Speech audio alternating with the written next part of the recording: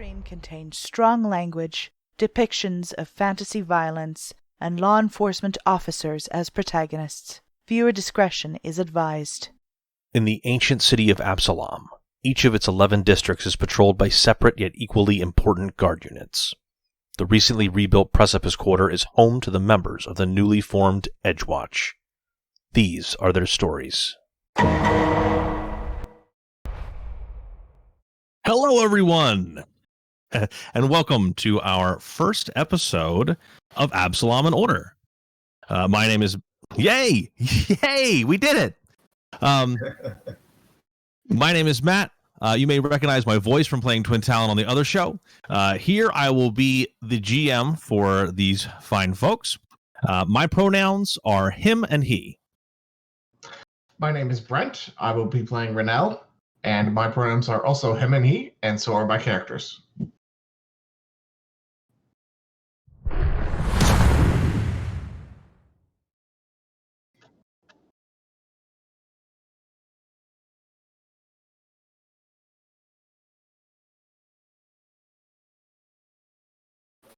Hello, I'm Pete. I'm playing Pythagoras the Kobold.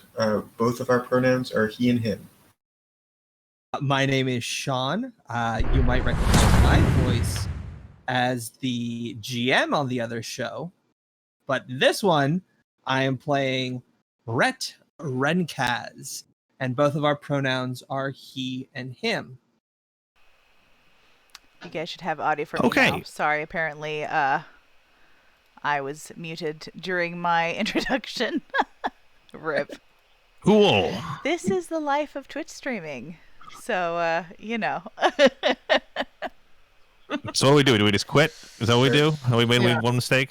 Yeah, one mistake we quit, or I'd say we just reintroduce Haya. Okay. I mean... All right, Haya, who are you playing? I'll be playing Nisreen, and both our pronouns are she, her. Great. I did it, guys. All right. Hooray! So for the run of Absalom in Order, as long as you guys keep watching and we keep doing this, we're going to be using this as a platform to donate to charitable causes. Every week there'll be a new cause. Sometimes they'll repeat, but week to week they'll be different, and a portion of our proceeds in bits and subs will go to that charity. This week's charity, which you should be able to see below in the panels, is the NAACP Legal Defense and Education Fund. If you want to know more information about it, there is a link below. I would advise you to check it out. Additionally, while we do appreciate all bits that you give us, like a lot, and subscriptions, same thing, there will be in-game rewards for donating at certain levels. So not that your donation reaches a certain level, but if you donate one time at that level, there will be an in-game result to that. That is also below. That could be stuff like hero points for our heroes, villain points for our villains. That's me. And it will also be money for our heroes to spend on treasure in-game. That detail is also below. Our mod today is Escapist83. So Escapist, thank you so much for hanging out and keeping track of who's giving what. I believe Queen Sugar Plum Fairy is also our other mod today. We have two. Oh, thank you. I was unaware of the second one, but Queen Sugar Plum Fairy, I appreciate your work as well. Okay, so I think without further ado, we're going to get into this thing. Woohoo. All right. Yay. Absalom, the city at the center of the world, has always drawn travelers from distant lands. Yet this year is different, for it is the year of the Radiant Festival, a celebration of epic proportions held every 100 years to commemorate the failed Radiant Siege of Absalom in 1619 AR. Delegations from across the world congregate at Absalom's fairgrounds to exhibit their nation's marvels of magic and masonry.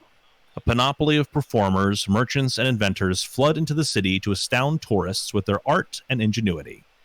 This year's grand exhibits include incredible gyroscopic towers from Vudra, a Mincaean Kami temple called the Dragonfly Pagoda, a moving castle built by Kelishite engineers, and a terrifyingly massive excavation machine called Graveraker.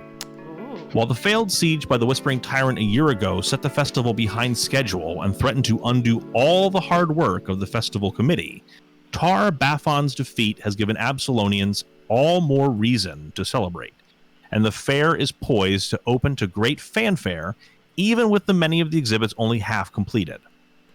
Already, the city groans under the pressure of thousands of tourists, with locals simultaneously thrilled at the flow of trade and despairing at the overcrowding. To alleviate the latter, Absalom's leaders adopted an ambitious plan.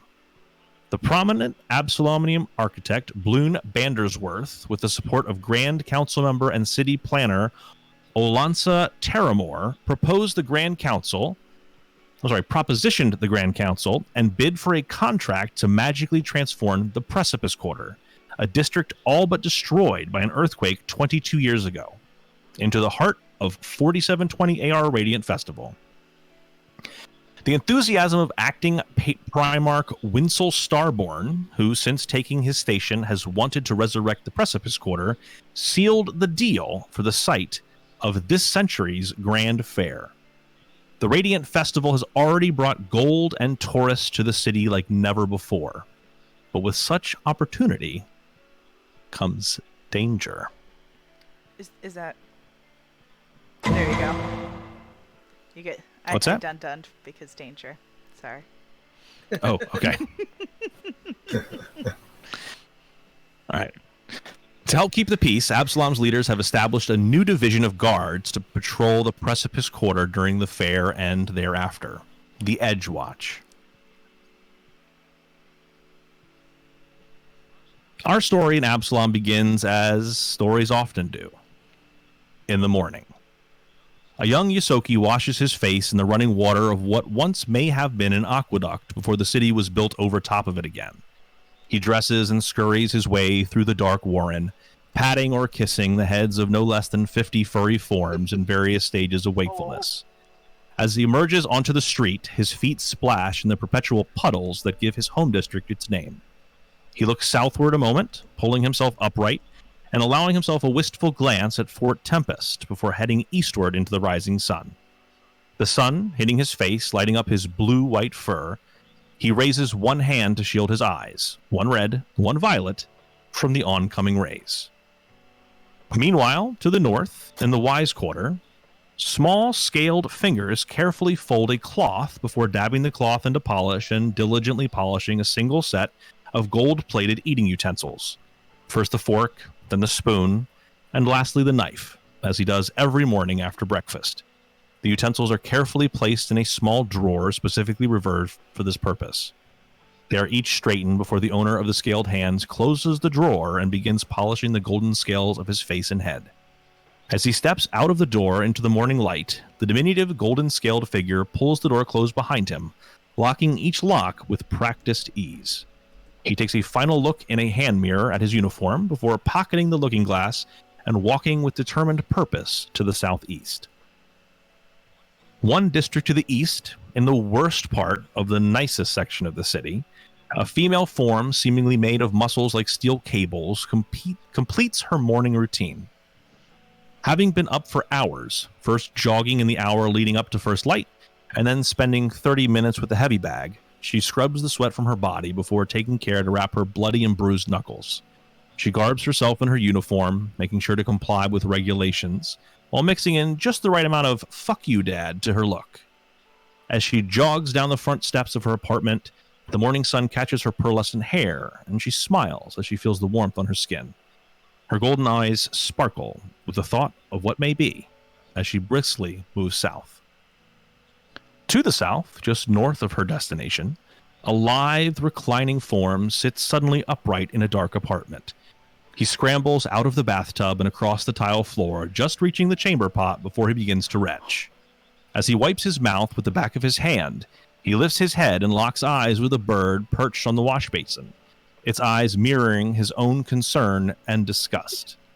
He rises and makes his way through the dark apartment, the clank of empty bottles resounding off of the walls as he stumbles over them. He shuffles forward, past a pair of picture frames resting on their faces, and collects his clothing from the various tables and chairs onto which it was unceremoniously tossed. Moments later, he steps out on the balcony, fully dressed, his long black hair, clothes, and body stench cleaned away as if by magic. He pats his clothes from his chest down to his protruding belly, as if looking for something, before giving up and walking quickly southward. Our assembled group now stands in front of a ebony-skinned dwarf. And I will give you guys a picture. I'm still struggling. There we go. Nope. Yes, there we go. There's so much stuff in this. Here we go. No. Show to everyone. Ooh. So the four of you are now assembled in front of the desk sergeant, Sergeant Allo, a ebony-skinned dwarf who looks like he's constantly on the edge of falling asleep. Oh, bless.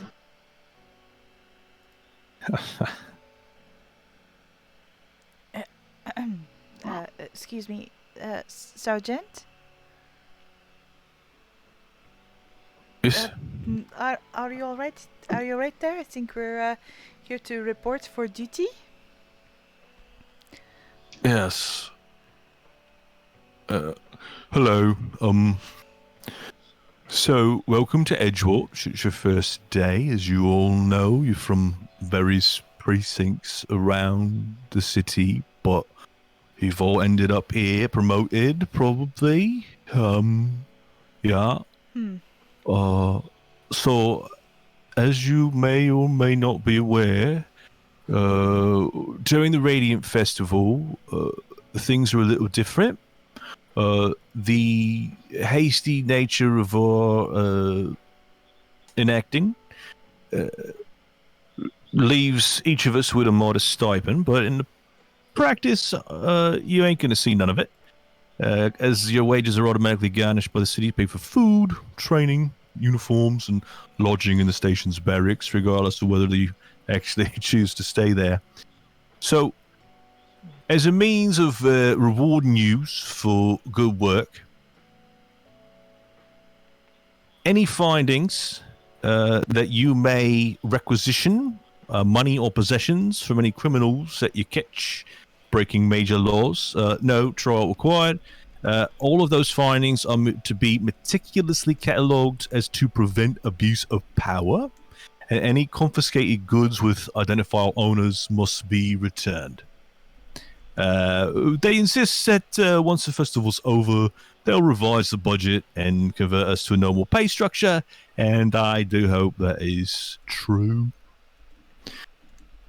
But in the meantime, the public tends to tolerate this, preferring this to the anarchy of an under-policed city. So as you look around, the building that you stand in is definitely new. The station is cramped and crowded with a desk-packed main workroom and a few private offices and interrogation cells. Most of the younger guards live in an attached barracks, while guards who have their own lodgings and families sleep elsewhere. A small cafeteria and a heavily guarded armory and evidence locker round out the installation.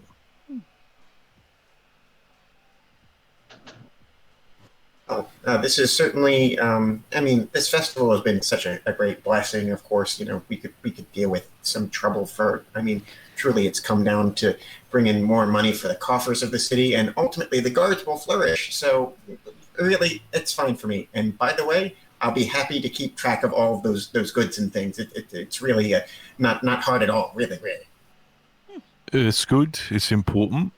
We will lose the public trust if things go missing, or if things that are obviously supposed to be for someone, like a stolen object, disappears. So it's important to be very meticulous in your record keeping. So I appreciate your willingness to do that. Sergeant, where do you suggest we start for our general investigation. Oh yeah. Lieutenant was asking about you for. I think you should probably start by going in there in his office. And he kind of points, and there's an office with some glass windows and a door. Inside of the office, there is a large human with curly, graying blonde hair.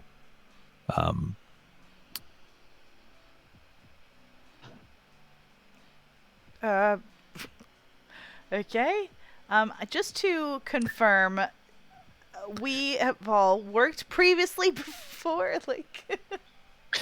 Yes, you're all members of other guard districts who have ended up in the Edgewatch for some reason. Yes. You all know what it is. Okay. Mm-hmm. Clearly promoted. Yep. Mm-hmm. Clearly demoted. Just kidding. What do you mean? Everyone said that this was a step up in guard. I mean, are you saying this is a demotion? What? No, it's just fine. Let's just go talk to the sergeant. The lieutenant. I'm sure they have some more information for us, and we can begin our journey. Yeah. All right. So as the four of you pass through the precinct, you walk by a female half-elf who is kind of reclining at her desk, feet up on the desk, hat perched ever so purposefully on her head, and she kind of looks you all up and down in a way as if she's sizing you up. But for what purpose, it is unclear. So as you make your way into the office, the lieutenant, again, is a large man. He has a broad belly, a gilded nightstick slung in his belt, and an unlit cigar clamped in his teeth. As you enter and stand at attention, the lieutenant rises from behind his desk, glaring out from beneath brooding brows as he silently studies his new agents. After a long moment, he shakes his head, muttering, "Unbelievable," as he pulls his well-chewed cigar from his mouth and gestures disdainfully. "This year's Radiant Festival is the most ambitious peacetime undertaking the city's seen. The Edgewatch is responsible for the safety of thousands.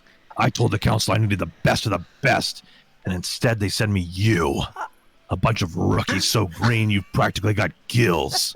Did you pin those badges on yourself, or did Sergeant Olive have to do it for you with those delicious chocolate little fingers?"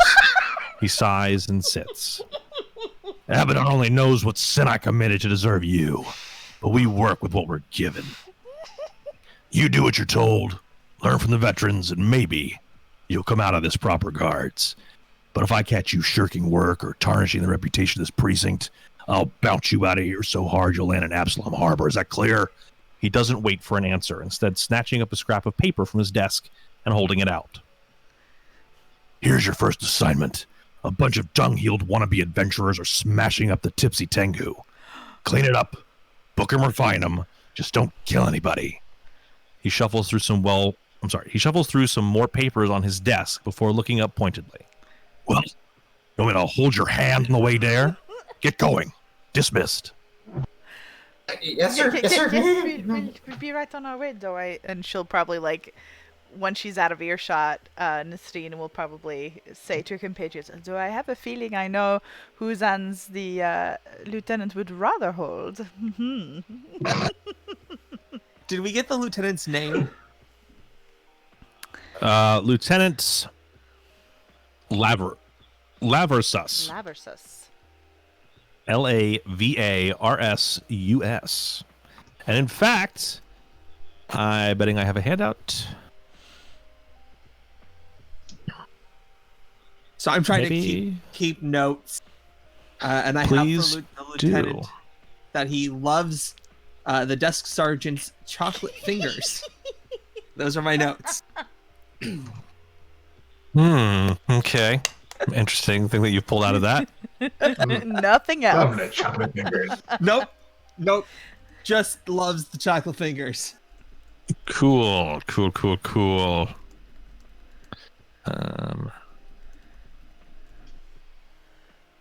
Lieutenant, there he is. Bam. Okay. Oh, I love it. He is a grumpy puss. I am all here for it. Oh my goodness. I feel like this adventure has everything you could want out of like a buddy cop type adventure, right? You got like the angry captain who's like yelling at you to get out of his office. That's all you got so far, but trust me, it's as you hit notes, you're like, oh yes, Okay. I feel it. This is my thing. Okay. Can I just say, in like 20 episodes, when we have to march in there and say, here's my sword and my badge and walk out, I can't wait. Badge and gun. Aw. I won't say the Here's game. my crossbow, my badge. Here's all my weapons. Wait. Yeah, you guys are Pathfinder adventurers. If you just have one weapon, I'm going to be very sad. I got these fists. No. All right, so we head out Okay. to the Randy. What was it? Tipsy Tango. Tipsy Tango. The Tipsy Tango. The Randy. Yes. Where did you get Randy from? Yeah. I was The still Randy what now? I was still The Randy Ratfolk? Is that where you're going? Hey. I was still on chocolate fingers. so I'm sorry. You're so cute. Actually, that's a question. Well, I'll ask it later in character. Yeah. Sure.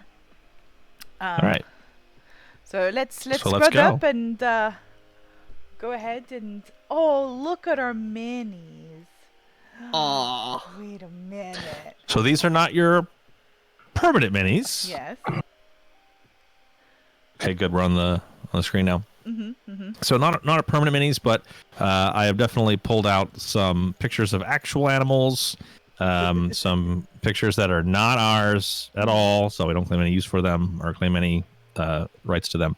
And then the minis otherwise are those of Paizo.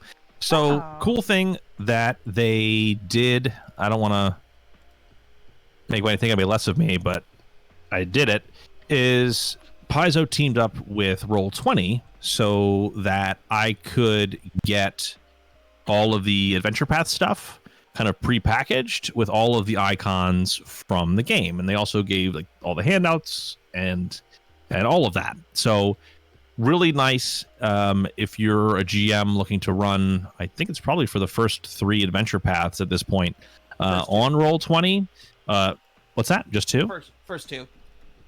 It's Circus. What is that? Curse. Extinction Curse and that's it. Agents of Edgewatch. And this one. Oh wait, they didn't do it. They didn't do it for the first one. No, not yet. Age of Ashes. That's unfortunate. Yeah. It's unfortunate, especially since that is our other show. Plug. Tell me about it. Well, doesn't affect me. So here we go. Also, Paizo and Roll20 have given me $0, so do what you want with that information. I'm not suggesting you buy anything. Anyway, so you reach. Let's play nice. Or do. I'm not saying don't do it. I'm just saying I'm not shilling. I'm just giving my personal opinion. That's fair. Okay. So the Tipsy Tengu is a new mid-tier tavern in the Precipice Quarter built to cater to foreign officials and dignitaries during the daylight hours and opening its doors to more common visitors in the evening.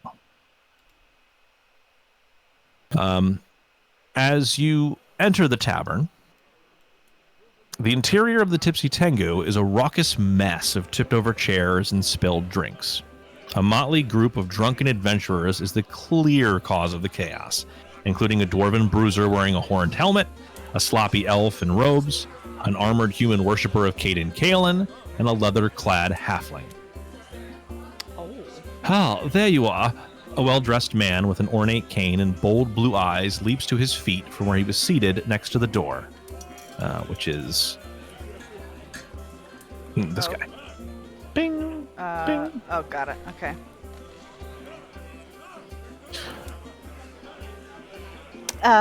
You are looking for us?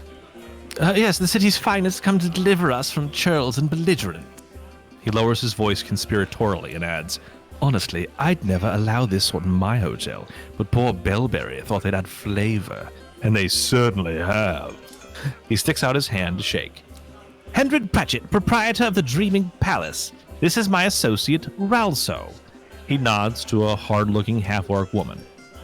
We thought we'd come down and enjoy a quiet night of dinner and drinks before the opening day festivities tomorrow. So much for the rest and relaxation, though, eh? A cup suddenly smashes the man in the face as one of the adventurers howls with laughter. He clutches his bleeding nose and steps aside. Right then, I'll let you be about it. Oh, good lord. Do either of you, are either of you able to help this man to stop the bleeding? Oh, yeah, well, one moment. I'll see to that in just a second, because that doesn't look like it's life-threatening. But you there, what are you doing? As I'll sort of begin wagging my finger and walking over that direction. First off, this poor man did nothing to you, and what are you doing? This behavior needs to stop, and it needs to stop now. Yes, well said. Where are you moving? All right.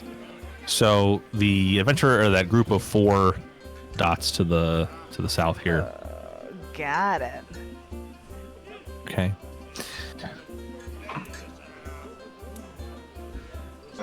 I'll be attempting to sort of walk over in their direction and. Seriously, guys, this is just not how you conduct yourself in public business and in public accord. You're here in this fine establishment, and these poor people don't deserve to be crapped all over like you all are doing right now. Oh goodness, I said crap. I mean, these poor people don't need to be walked all over. Well said. Okay. I'll be attempting diplomacy, but it's probably more intimidate when I'm trying. Either or. Okay, let's. Which would you like to do? Which are you attempting to do? Diplomacy. I'll try to appeal to their nature rather than try to say, instead of giving them consequences for their actions, just appeal to the fact that these people don't deserve to be treated like this. All right. So while he's doing that, Brent, what is Raynell doing? I'm going to move up just a little bit over to here. And I'm going to let my coworker take the lead for right now, see how he deals with it. Okay. I'm ready to jump in if anything happens here. Okay. And is your raven perched on your shoulder, or what's the deal with your raven here? I will have it perched over on the table over here, so he's not directly with me. Okay. All right, Haya, what's Nazreen doing as Pythagoras is talking to these fine folks? First, since this man's wounds had not been deemed too life-threatening, she will procure a handkerchief from the crook of her elbow, which is very proper-seeming, and then she will hand it to him. Here, perhaps it will help stop the bleeding. And she will move with Pythagoras just in case he needs a little assistance. All right. And Sean, what's Rhett Renkaz up to? Rhett looks at the handkerchief and goes, well, actually, the best way to stop the bleeding, and he steps over and performs some battle medicine to heal up some that nose if he needs to. All right, so Pete rolls some diplomacy for Pythagoras, and Sean, roll your medicine check for Rhett. All right, here we go. Let's see how this works. What I was hoping for? Yes. What's that? Starting up strong, guys. Starting up strong. Yes. So now's a good time to mention that all of us, no, not me, unfortunately, I'm the poor victim of not being a hero, but all of our heroes have hero points. They'll get 1 at the beginning of each of our streams, and depending on if people do something heroic, they might earn a second one, or if you are generous enough with your bits and subs, you can also gift them to our heroes. There's also a way down in the bits section down there about gifting me villain points. In case you guys want to do that. Please but don't. hero points do reset. Shut up, Sean. But hero points do reset at the beginning of each stream. So just so you're very aware of what you're giving. Anyway, so Pete or Sean, do either of you want to use your hero point? Yes, that would be a perfect use of a hero point. Although I don't know if we're going to do much better. Oh, okay. Well, Hey, there we go. All right, so that's much different. And that is not at all how my hero point use goes, so good for you. Nice. Your mother taught you all better.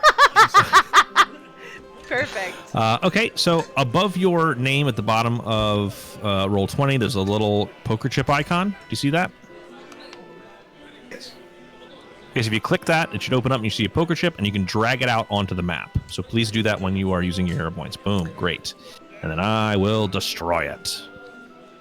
For chat, since they cannot see our hero points, they see the pool on the right side, as well as our crit and critical failure decks.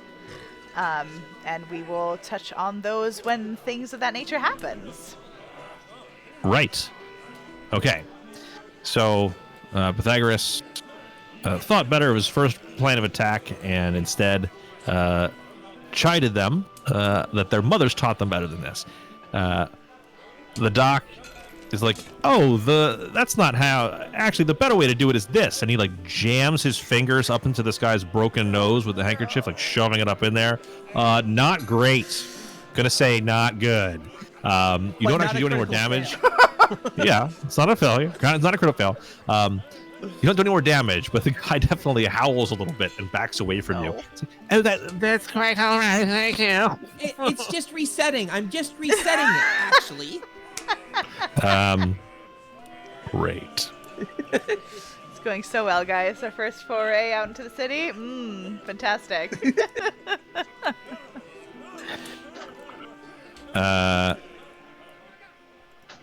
Okay. So as you approach, the four adventurers kind of step up, not to the streets, Sean. I know that's what you're going.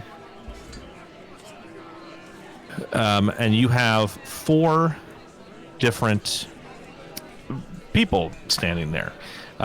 Two from left to right. The first one is the human. He looks plastered.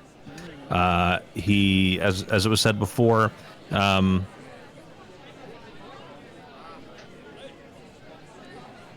can't remember. See where they. I'm sorry. An armored human worshiper of Caden Kalen is how it's described previously. So that's who he is. Next to him is the dwarf with the horned helmet on. Next in line is the halfling, clad in leathers. And when you walked in, some person was backpedaling away from her with their hand on their pouch. And the last one to the right there is the elf in robes, who is just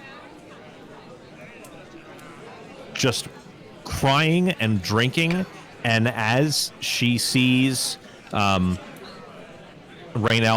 and your raven perched on the table there, she just starts crying even more. Jeez. Pythagoras, as you start chiding them, the dwarf says, "Mother, I ain't got no mother. The Rinks is my mother." But the human to the left there kind of hangs his head, and he says, Well, Caden Kalen does appreciate a good time. You're probably right. This is behavior unbefitting one of his finest champions. And he sits himself back down into his seat. So now I'll throw it back to you guys. Again, let's try left to right this time. So Brent, we'll start with you, and we'll go through until we reach Sean. Let me know what you guys want to do to try to defuse the situation.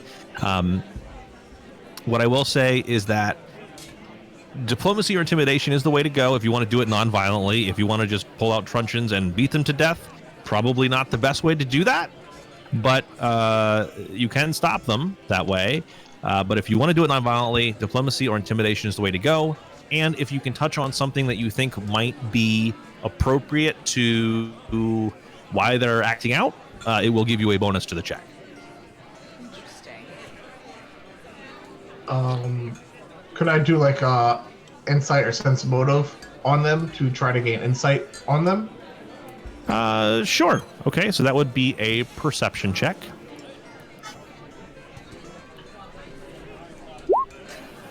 I'm very perceptive. Ooh. 10. Who are you trying to sense motive on? The elf. Okay. She seems very upset. Okay. The crying was the giveaway, wasn't it? You're very perceptive, as we've decided. Clearly. Okay. I'm going to 5-foot step forward and say, you guys are looking like you could be in a decent amount of trouble. We've got assault, disturbing the peace. I mean, do we want to add more problems to this, or do we just want to settle this issue and all be on our ways and then enjoy the festival tomorrow? Then I'll do a diplomacy roll. Okay. And who are you targeting with that diplomacy roll? Can I do just like as a general? I'm just saying that to them all. I'm not speaking specifically to one person at this point. Okay. All right. Next up, Haya, what's Nizreen up to? So her first inclination is that it seems like this Bolar, this dwarven gentleman here, might be butting heads with our lovely cleric. So she's going to try and step a bit closer to make sure he doesn't reach and hurt her new friend. And say, no, sir, it would be prudent perhaps that you would save some space perhaps for the celebration tomorrow. If rocks are truly your friend, then this is certainly not the place to how do you say enjoy and stretch before the festival. Yeah. And I will try a diplomacy roll with my I will self-impose a -1 or 2 because that was horrible on my end. Just roll your diplomacy. How's a 14? Okay, that's what you rolled. All right, so that brings us to Pete. What's Pythagoras up to? He's going to grab the key-shaped holy symbol that hangs around his neck, and he's going to cast guidance on himself with an action. And he's also going to continue to try to use diplomacy versus his dwarf. But you may have come from the ground, but still, the rocks. Your great ancestry would be, looking down upon your actions here today. And really, I'd like to let you all get away with a warning, but you're running towards a place where we're going to have to book you for these things. Again, you mentioned assault, drunken disorderly conduct in public. I mean, and also just think about your reputation. I mean, honestly, you're going to try to get work in the city, and if you're just known as drunken louts that take, action and bully people, who's going to hire you? So, diplomacy. Okay. You can roll that for me. Nice. All right. And Sean, what's Red up to? Hey, 20. Well, Rhett is going to scurry over towards the crying young lady. And I would like to ask you a quick question. Whenever, because I'm playing something new, I have an ability called That's Odd. Oh. Okay. Whenever I enter a new location, such as a room or a corridor, I immediately notice one thing out of the ordinary. Okay. Oh boy. Okay, why don't you roll me a d6? Okay.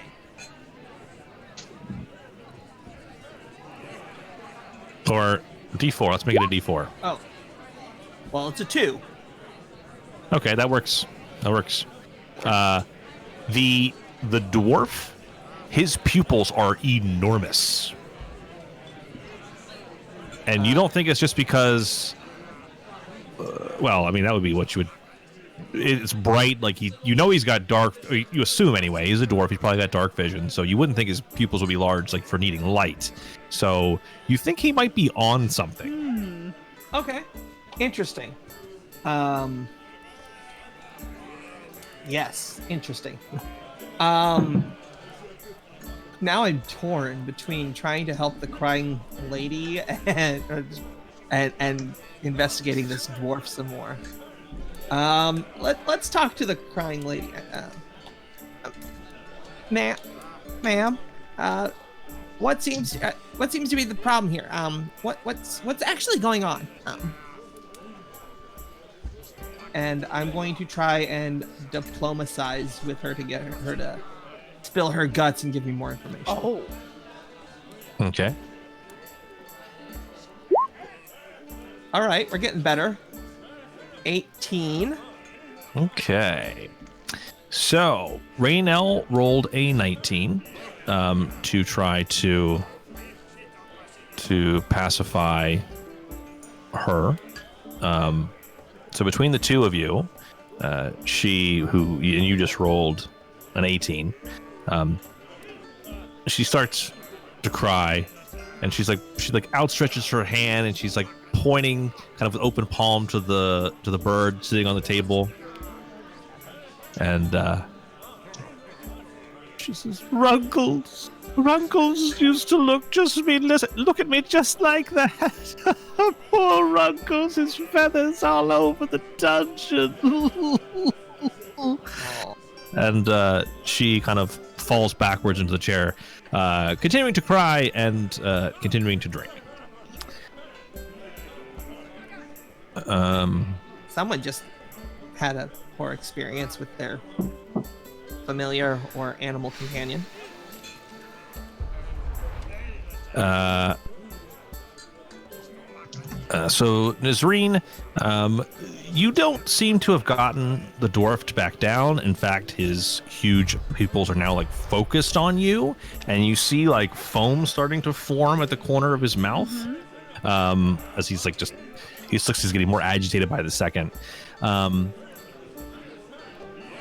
trying to remember what your argument was. Nothing. It was literally drivel. Confused drivel. As I'm trying to fix why our cameras have decided to suddenly go dark. Anyway. Oh. Yeah. Cool.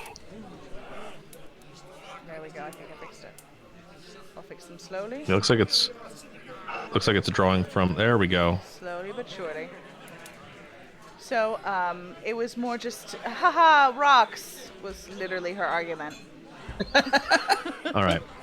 She's very nervous in this situation, is basically what I'm going to say. Haha, rocks. Haha, rocks are cool. Also, don't you want to, I remember now, don't you want to, save it for tomorrow at the festival? Kind of points his finger at you. And he's just like, I ain't all spent out yet, just because I was in rocks. Killing, not killing. You don't know. May I sense motive? That would be an action on your turn, so next turn. Okay. And then Pythagoras' argument was that these guys are not going to get hired if they're just a bunch of hoodlums smashing up a bar.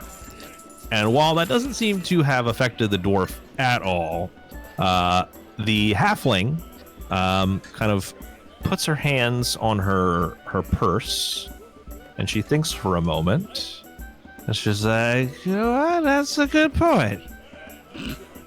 drinks on somebody else, I guess. And she takes a seat as well.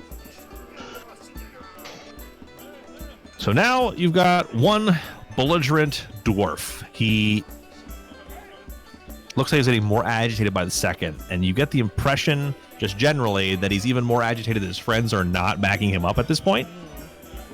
So you guys are going to have one more chance to try to talk him down, try to hit on something that's important to him in order to stop this from escalating into a physical confrontation. So let's start on the left again. Brent, what is Raynell doing? Remember, you can use perception to sense motive. You can try to use a skill which has recall knowledge attached to it to try to recall some knowledge, or you can do action-y type stuff. And normally you can't use diplomacy and intimidate in combat. This is a little more freeform for this part. If it actually went to a throwdown, then that would kind of be out of the window. But we're still in the pre-combat portion of the combat, as it were. So, Brent, I'm going to try to sense motive on him to see if I can get anything out of him other than he's just belligerent here and a dwarf. So just perception? Yep, perception will be sense motive. Excellent. Okay, great. He is a dwarf. Hero point. He doesn't have, or you don't. You do have one still, yeah. Pizza won't use one. So he's a dwarf. Mm-hmm. You assume that he is very upset that Nisreen is taller than him, and that's probably why he's focusing his attention yelling at her. As an action, I'm gonna pull manacles out of my pouch. Oh boy. Okay. And they're just gonna be in my hand. I'm gonna be like, look, everybody else is back down in your party. It's just you. Do you really want us to have to haul you back to the station? Or you want to sit down, join your friends, and have a good day? And I'm not just trying to be intimidating. I'm just trying to like these are your, you're coming down to these options. This is the a diplomacy type thing. Okay. Is what I'm trying to do. All right. So roll me diplomacy there. Okay. Hiya, what's Nisreen up to? He mentioned some murder or what? I don't know anything. I'd like to perceive if I can, I don't know, tell something. I'm bad at this. Okay, so how's a 20 freaking 6? So that's a natural 20. So a crit success there. Yeah. You managed to, out of his kind of rambling, disjointed ramblings, to realize that this guy, if you're looking at the group, and you're like, cleric, wizard, rogue, this guy's got to be the fighter. It's an adventuring party. Right. That's how they all work. They're all the same. There's never anything different. It's always those 4 people. So if he's the fighter, one of the things he said was that he didn't kill. So you get the impression that maybe whatever adventure these 4 went on, which has put them into this bender, probably cost the wizard her familiar, and he might be a little ashamed of whatever happened down there. Maybe he didn't do his job, or he didn't get a chance to do his job, something to that effect. But you get the impression that he's not angry at you. He's just like angry. Okay. I mean, you're here, and he's happily to take that out on you, but you're not the object of. No one in this room is the object of his anger. Okay. Do I have another turn to say or do anything else, or is that gonna be another round? That's an action. That's literally one action. Okay. Of your 3 for the round. So. Nisreen will not close the distance to kind of not confuse him, especially if his peoples are the size of dinner plates. And she'll say something along the effects of, friend, sometimes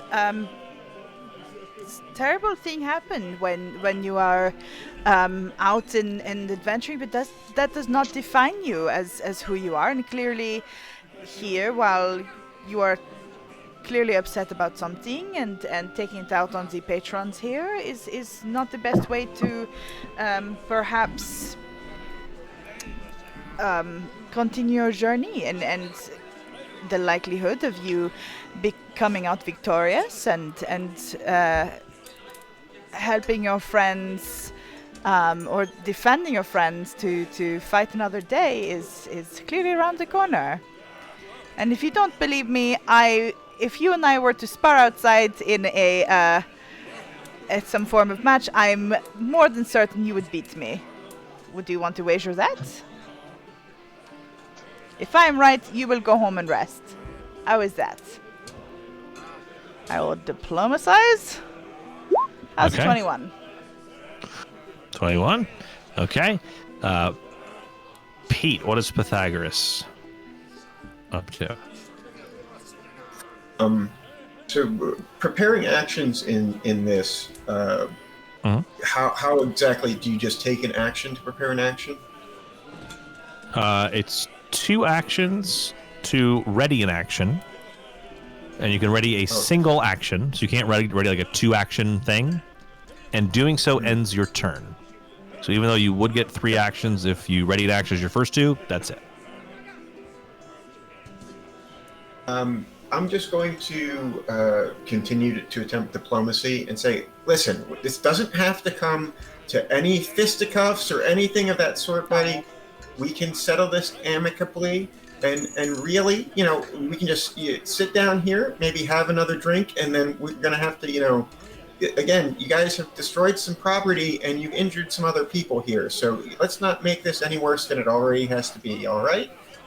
As I sort of step in front of him and continue to try diplomacy. Hey, there we go. Okay. All right. 23 on your diplomacy. And Sean, what's Rhett doing with the situation? So Rhett will scurry up to this dwarf.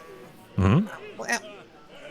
Well, and he looks around to address his colleagues. Well, actually, if you notice his pupils, it appears that he is on something, or something has affected him, and therefore we must figure out the cause of this. Can I use medicine with my forensic medicine to figure out what this is, or not yet? Just medicine. Just roll medicine. I mean, forensic medicine. If and when he is dead, you can forensically examine him. But I hope he's not. I think we all hope that. But medicine. So you rolled a 17. You get the impression he's on some kind of stimulant, whatever it is. So he's taking stimulants and he's also drinking. So an upper and a downer. Good. But have they done anything illegal? is the issue here. Well, if it's an illegal drug, then yes. Well, we don't know that it's illegal. You don't know that. Exactly. You just get the impression that's what the clues are leading you to believe that he's taken some kind of stimulant in addition to the drinking.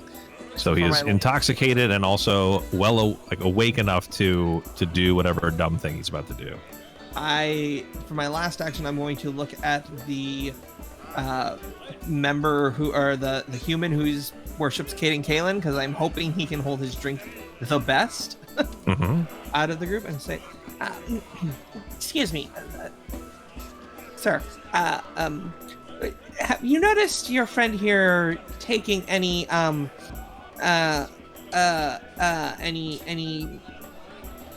powders or extra liquids, maybe some unrefined potions or something like that, something that might be causing him to act a little more I don't know, irrationally? Okay, are you gonna try to diplomacize? I mean, yes. 15. Woohoo! All right. Nice, right in the middle. So Raynell, you don't think that he really cares about being arrested. Like, he doesn't really bother him. But between Nizreen and Pythagoras, he kind of hangs his head, and he's like, "Not even one." And his thighs and his shoulders slump, He said, "What kind of dwarf goes into a dungeon and doesn't even kill one thing?" And he kind of slumps back down at the table. So, congratulations! You have diffused the situation at the very last moment, and these 4 are pacified. Now, so in this adventure path, the heroes are both incentivized to do things non-combatively. Oftentimes, the reward XP-wise is greater for talking people down rather than fighting them, as is in this situation. Secondly, it is now up to you, as the police. You've subdued these people with your words, or as the guards, I should say. I think those have very different connotations. As the Edgewatch, that you subdued them. Now it's what do you do with them? If you remember, the lieutenant said that you could find them or you could imprison them. It's up to you. Well, compatriots, if you can come to me a moment for a discussion. Do we believe in the code of things? Do we believe they have done anything necessarily illegal? I mean, there has been pain done to the gentleman who's been tossed a drink, and he has his nose broken, it seemed. But is there a law to talk about what's it? Loudness? I forget what exactly we would charge. Disrupting the peace. The peace. Thank you. Common is very difficult. Or public disturbance. Okay. Drunk and disorderly. I mean, I think there should be some restitution for property damage and for that the inevitable bills that the clerics will charge him to get his nose fixed. But I'm actually intrigued to know what they were doing, where they were, and what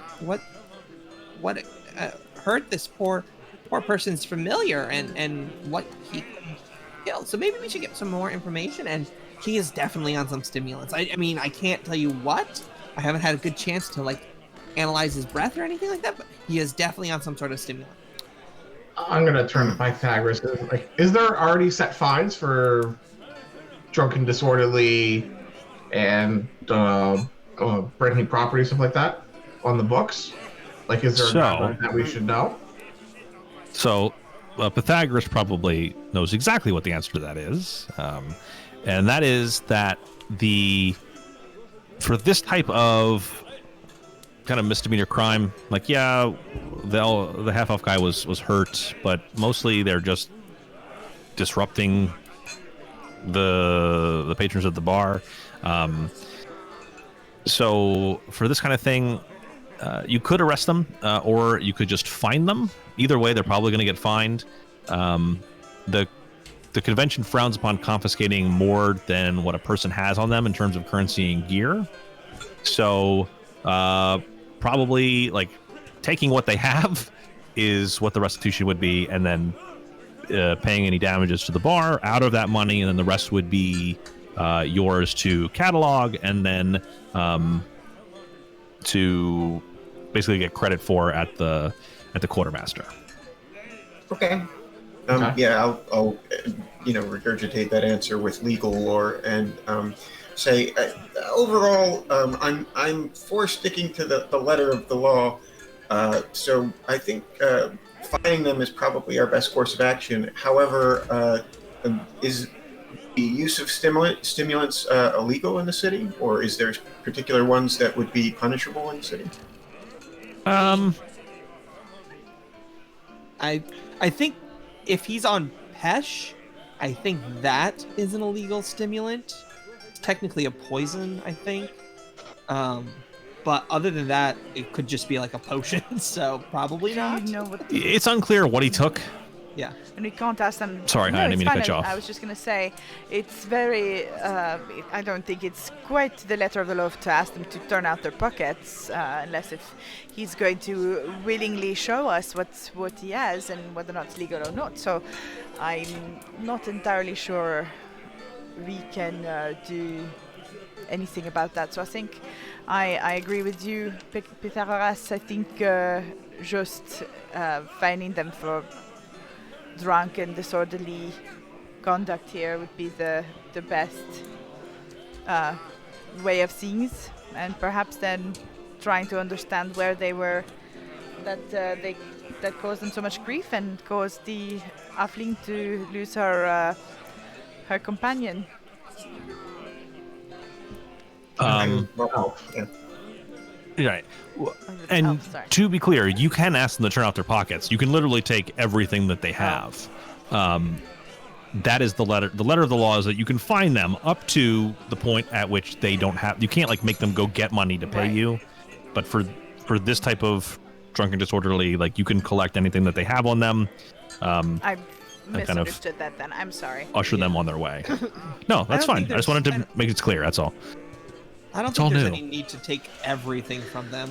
Like, how bad does the Give barn me your look? clothes. Like a couple chairs. Yeah. You're probably not stripped and naked, but...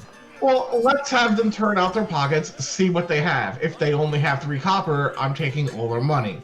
If they have 2,000 gold, I'm not taking all their money. Yeah. Okay. But let's approach them and see what they have, and then figure out what is appropriate. Fair. Before we find them, we should probably try and talk to them while they're pacified. Well, we could do that. Yeah, we can do that. Arrest. Yeah. We can do that while they're turning out their pockets, so we can see and figure out a fair punishment. Okay. Okay. So let's figure this out. Let's think about it. Mm-hmm. And we'll figure it out after a break. So we're going to take a quick 5 to 10 minute break. I'm going to run, but then I'll be right back to take any questions and see if the mods have anything for me. So we'll all be right back in like 5 to 10 minutes. Whoosh. Remember to meet your Mike's friends.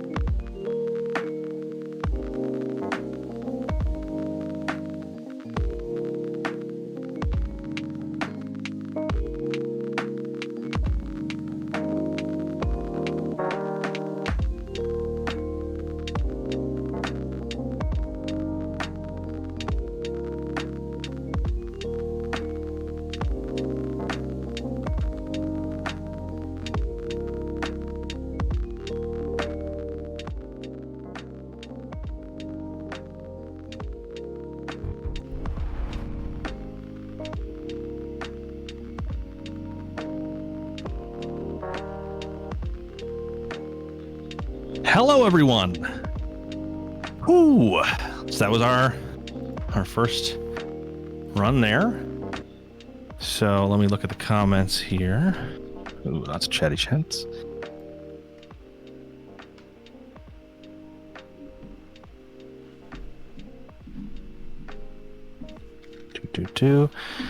Hello, Armor. Yes, hello, Armor. Thanks for stopping by.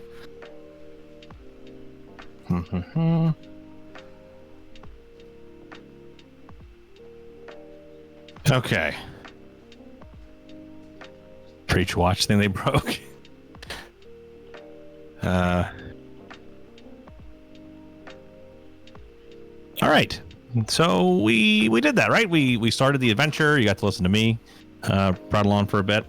Mods, Who, what do we got as far as extra stuff? That has anybody subscribed or given bits or anything to help out the heroes or help me? Make them clean up and replace what they broke. Could be an option. Felix, fine them, and like Brent said, not a huge fine. Could be.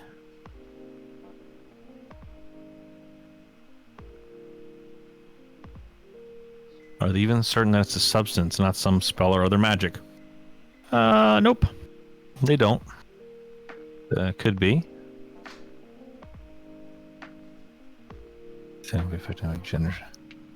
Gale. Or 2 green around the gills. It's true. Just hard to find them, and then community service via cleaning up. And yes, that includes the bathrooms too on burrito night. I don't know if there's burrito night at this specific tavern, but I think that's probably beyond the scope of what the law allows. And also, how would you enforce that? Then you have to chase them down if they don't show up.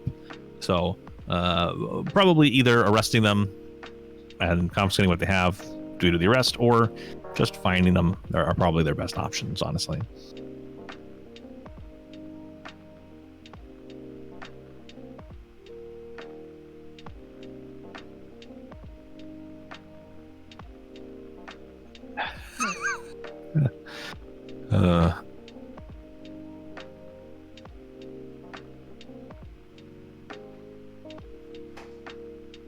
All right.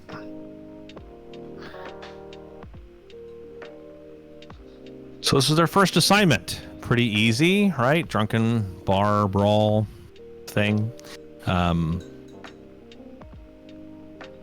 do you guys think their next assignment's going to be? How about that? What do you think the next part? And if you've read the adventure, don't be a jerk. But if you haven't, just a guess. What do you think their next case is going to be? The case of the Tipsy Tengu, followed by the case. It could be the Randy Ratfolk. We don't know. I mean, I know, but nobody else does. I don't know if you saw, but I printed a speech for. Oh, I didn't see that. Mugging in a dark stream gone bad. Busting a drug ring could be. I mean, little breadcrumbs oftentimes from one case to the next. Let me scroll up here. Felix, what do you got? You got 230 gold worth of damages with the last escapade.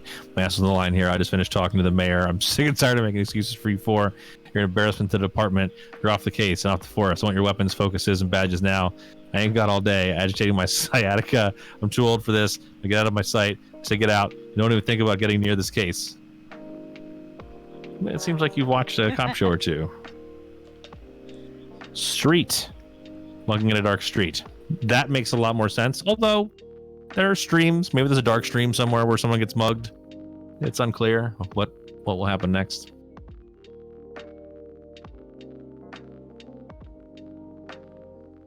Let's see.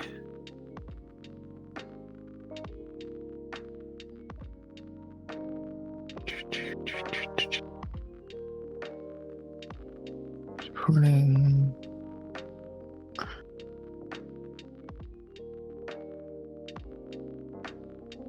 Oh, awesome.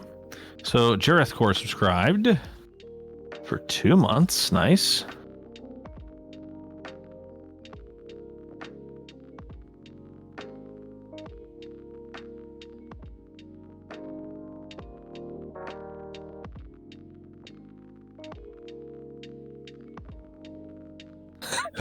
Hype for Ringo Starr.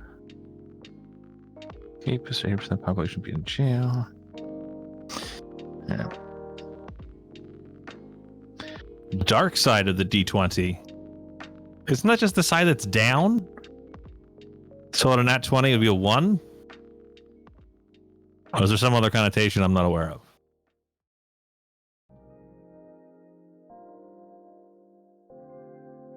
Pizzle rocks.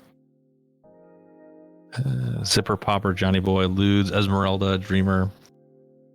Probably all of those things. Pixie sticks. Hey, he might just be high on sugar. I don't know.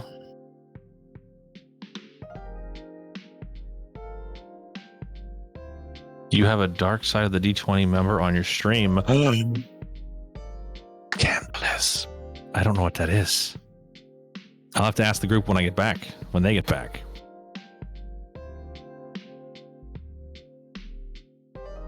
Ooh, 2 new followers, Petite Warlock and Sunshine's Lighthouse.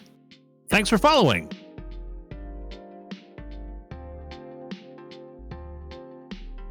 If you're not aware, we do another podcast other than this one. It's called the Cracked Eye Pod. No, don't go. Where are you going?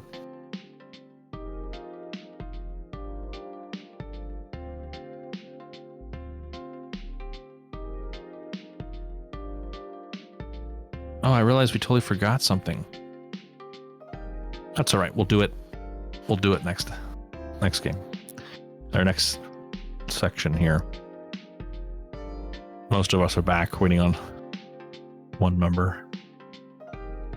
Is there a Patreon for any podcast? Well, if you're looking for a Patreon for podcasts, you could do worse than patreon.com/Cracked Eye. The Cracked Eye podcast. It's been a long time since I've hawked this. I don't remember. We definitely have a Patreon for the Cracked Eye. You can get in, I think, for the low price of $2 or $5 if you want to contribute a critical card to the deck. What did you forget? I forgot what our Patreon address is. And for the longest time, I was the only one yelling it every time I got a chance, and I've forgotten. Lies. They're all slightly different.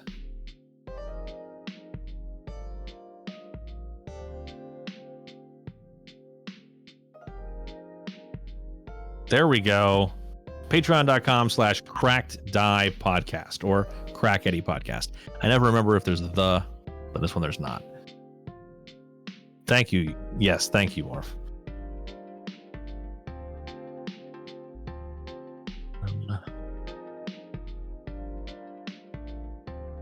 Oh,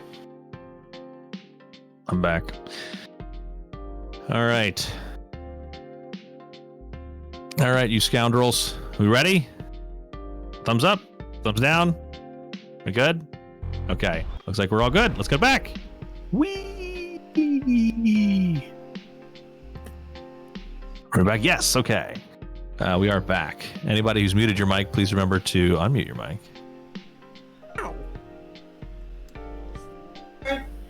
There we go. There we go. Sorry, I muted in 2 places, and for some reason it was not syncing, so it's fine. Hello. Okay. Hello. So, double muted. So, is somebody on the stream a dark side of the D20 member? Oh. That's my home gaming group. So. Ooh. Okay. And when you said the dark side be the one that's on the bottom, that's actually the funniest. So it's based off the dark side of the moon. It's actually the logo is the light going into a D20 and then the rainbow coming out. That's so cool. Okay. It's just Makes sense. Yeah. Now that you explain it, I understand. So before we get any farther, there's a thing that we commissioned. Yes. That I got really wrapped up in getting into the adventure, and I totally forgot. Yes. So, Haya, would you roll it for us?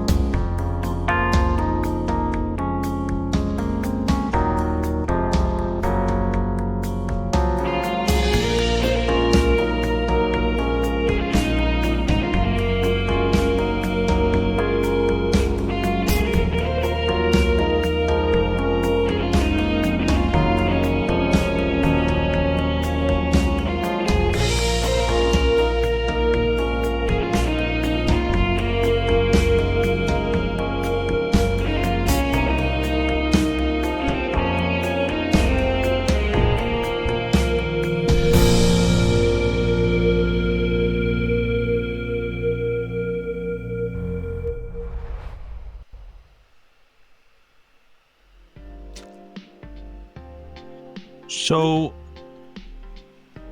I thought we paid for art. We did pay for art. Did we pay Theodora the Kobold for art? Yeah, I mean, she does handle our social media really well, I may add. She's always on socials for us on the Cracked Eye. So Great. I thought, So maybe if, why not? maybe if the next time we okay. play, we could get like, I don't want to say a real artist, but maybe like a more established Okay. artist to do some art Got for it. us. I'll tell Theodora to color All right. the lines and actually do color this time. Ah. Got it. Yeah. Cool. My favorite is like Hi, I'm a shield. that is my favorite. Hi, I'm a shield. Yes. Yeah. Should we roll it again? No. Aww. Also, Actually, I really do love it. It's a lot of fun. Yay. Yeah. I'm glad you guys like it. I also didn't know Pythagoras had like an 8-pack going. Well, you guys have to understand. I do all my laundry on this. Yes! You guys, you have to understand, Theodora the Kobold, she's a Kobold druid, and so is Pythagoras. Pythagoras is also Kobold, so you know. Got it. She's got a little bit of the hots. I mean, I guess. All the kobolds really do like those with the gold dragon ancestry. I mean, it is the most coveted, I think. She's a druid, says Lee. Oh my god, I love you. Thank you. Oh my god. She's very. I'm playing her finger. So we're about to Sorry. we're about to So- shake down these guys, this adventuring party. But to shake them down, I believe you mean levy fines. No, against shake him them. down. Just kidding. Right? We're on Google instead. My bad. Guys, this is hard. Are we on the right screen now? Okay, good. There we go. Jeez. We're not sponsored by Google. They do not pay us either. Yeah. So do what you want with Pro Google. streamers, shut up! Yeah. Been at this for a year. I personally still use Ask Jeeves. I don't know what you're talking about. I use Alta Vista. Nice. Oh, okay, Nice. nice. Nice. Whew. Am I? Okay. Okay. So there we were in this tavern, where you have diffused the situation. The half-elven man and his half-orc friend have left while you guys weren't paying attention. All right with that. Actually, After getting hit in the face with a mug, he kind of made his way out. Checks out. So, what is your professional resolution to this? I think we were on the agreement that we'll have them turn out their stuff onto the table and figure out an appropriate fine. Okay. So, And then while we're doing that, we could talk to them, try to figure something out. And maybe like bags of powder would fall out of this dwarf's pocket and we'll have more information. yeah, it's probably fine. So you're like, all right, guys, pockets out. You know the drill. And they're like, yeah, okay, fine. The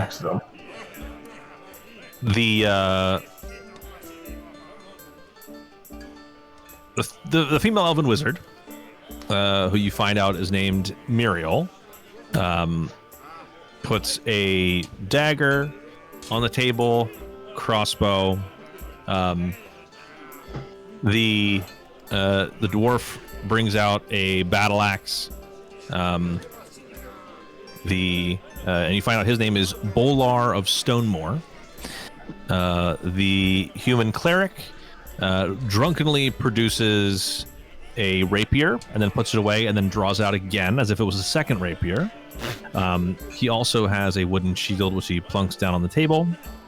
And then the halfling, who you find out is named Skebs. The human, sorry, back up. The human cleric of Caden Kalen's name was Antaro Boldblade. And the halfling's name is Skebs. Skebs produces 4 daggers from various points on her person. And she seems to, everybody else kind of turns out their pockets, and there's like copper, silver, silver, copper, that kind of thing. And she turns out her pockets, and there's a lot more. So after paying off their tab and paying for damages in the bar directly to the bar owner, Bellberry Breckenridge, there is left approximately 17 gold in assorted coins, plus their weapons and armor if you chose to take those as well. Wait, so they did get naked then? They didn't get Curses. naked. They took off. It's not that kind of podcast or Twitch stream. Actual play. It's not the kind of actual play. It's their weapons. You could take their armor. They haven't taken it off, but you could request it if you wanted. And also on the table, after paying the bar owner, they have roughly 17 gold in assorted coins left. I think a 5 gold. Well, they've already paid off a 5 gold, and then I think half of that should go to the people they injured, the guy they injured, and then the other half can go to the coffers of the police department. So, Bolar the dwarf didn't seem to turn out anything suspicious. No, whatever he used is used. Fair.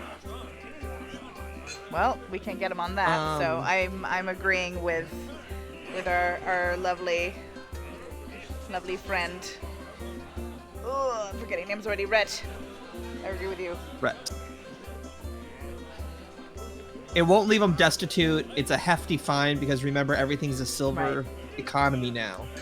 5 gold is a lot. Yeah. So you've already paid the bar owner. Yep. Kind of what they're due. So what are you doing with the 17 money and the 17 gold and their weapons? We're gonna taking 5 gold. Yeah.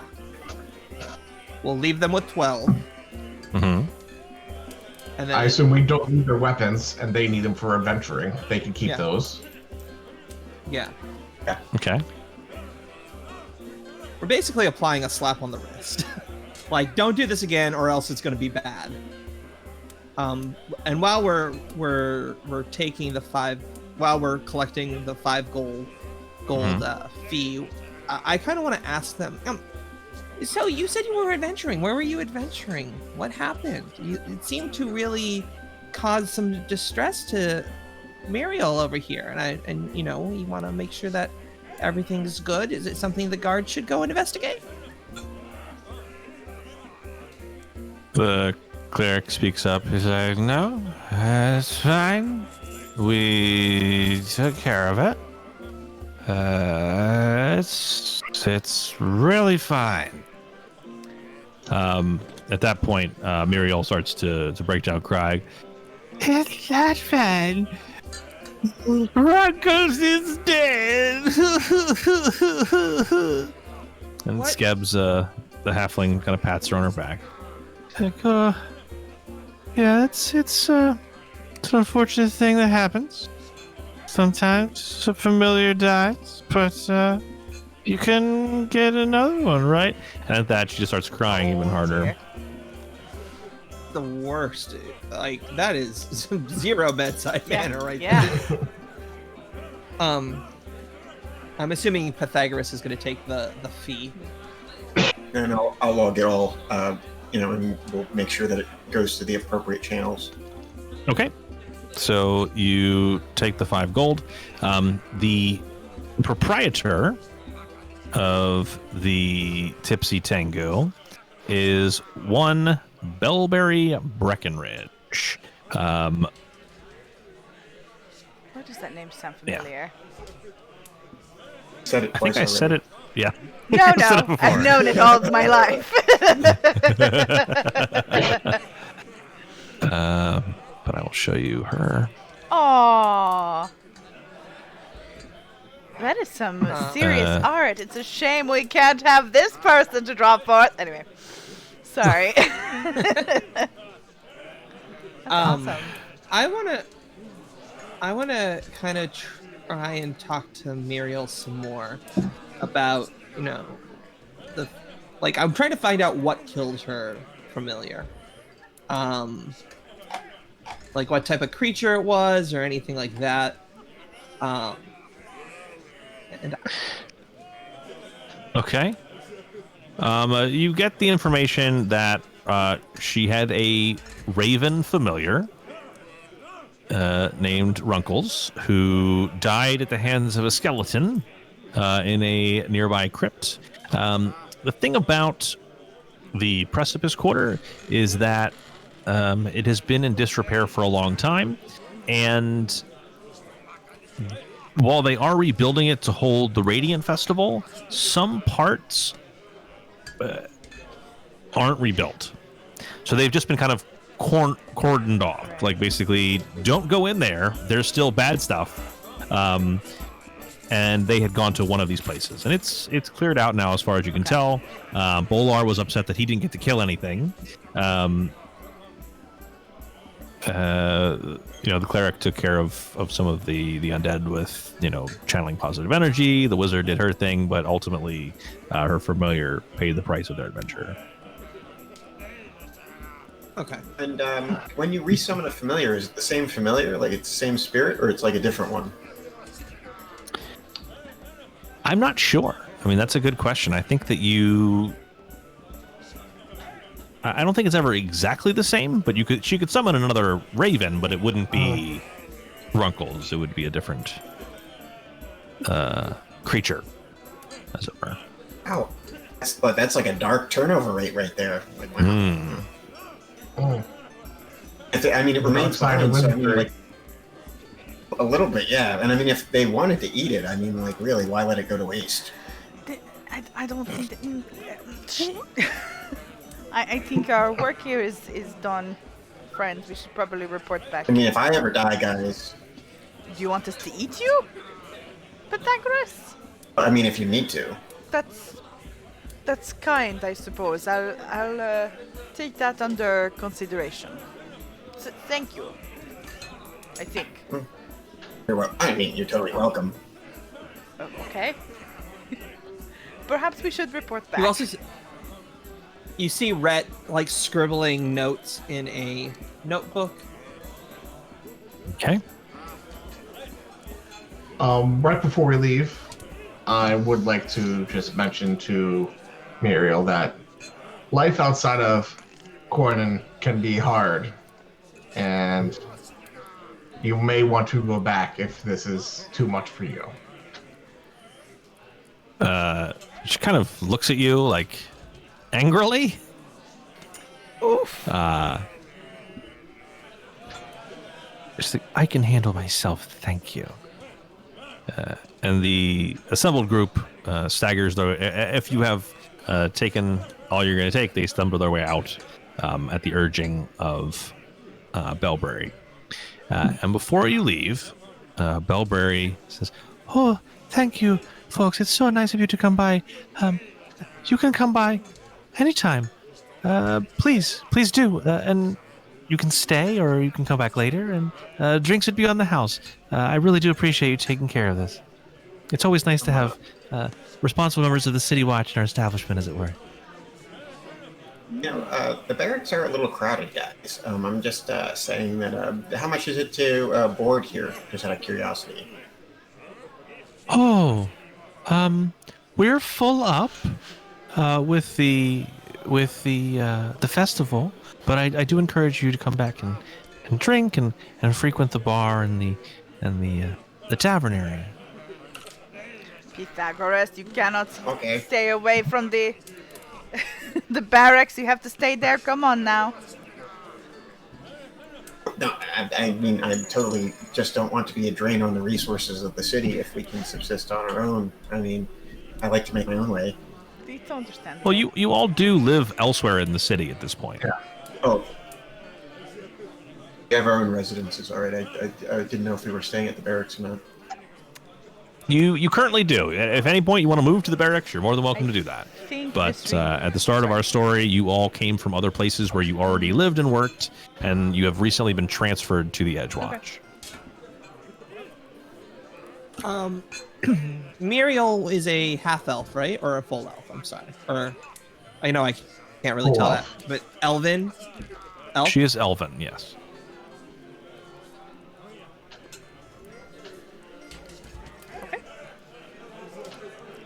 Is that the extent of your question? I think he's Yes. taking Is notes. that going anywhere? Or? You should see my notes I'm writing right now. Okay. Good. Writing, I'm glad.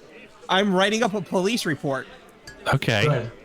Great. Cast, remember we do. I'm I know not who giving they you are. any more XP for making me read your notes. Cast, just Here's what you asked for. just a note that we will have access to VODs if you wish to, take notes after. Let's go back to the captain. You can scribble in your little notebook when we get back. Okay, come on now. No, come on now. But how are we But gonna it's we okay. need to report everything. We can make a report once we get there. We can make it conclusive or collectively. It'll be fine. Fine. Really need to learn some shorthand, buddy. Wait, I was 2 days away from my stenographer's lessons. is that calligraphy? Really? Yes. What? Oh, come Why, on. why wouldn't you? That'll explain why it takes so long to write anything. Come on now, let's go and try and speak to the lieutenant. Hopefully he'll be pleased with this and we'll find our next assignment from him. Yeah. Okay. So They're all you... like this. It'll be great.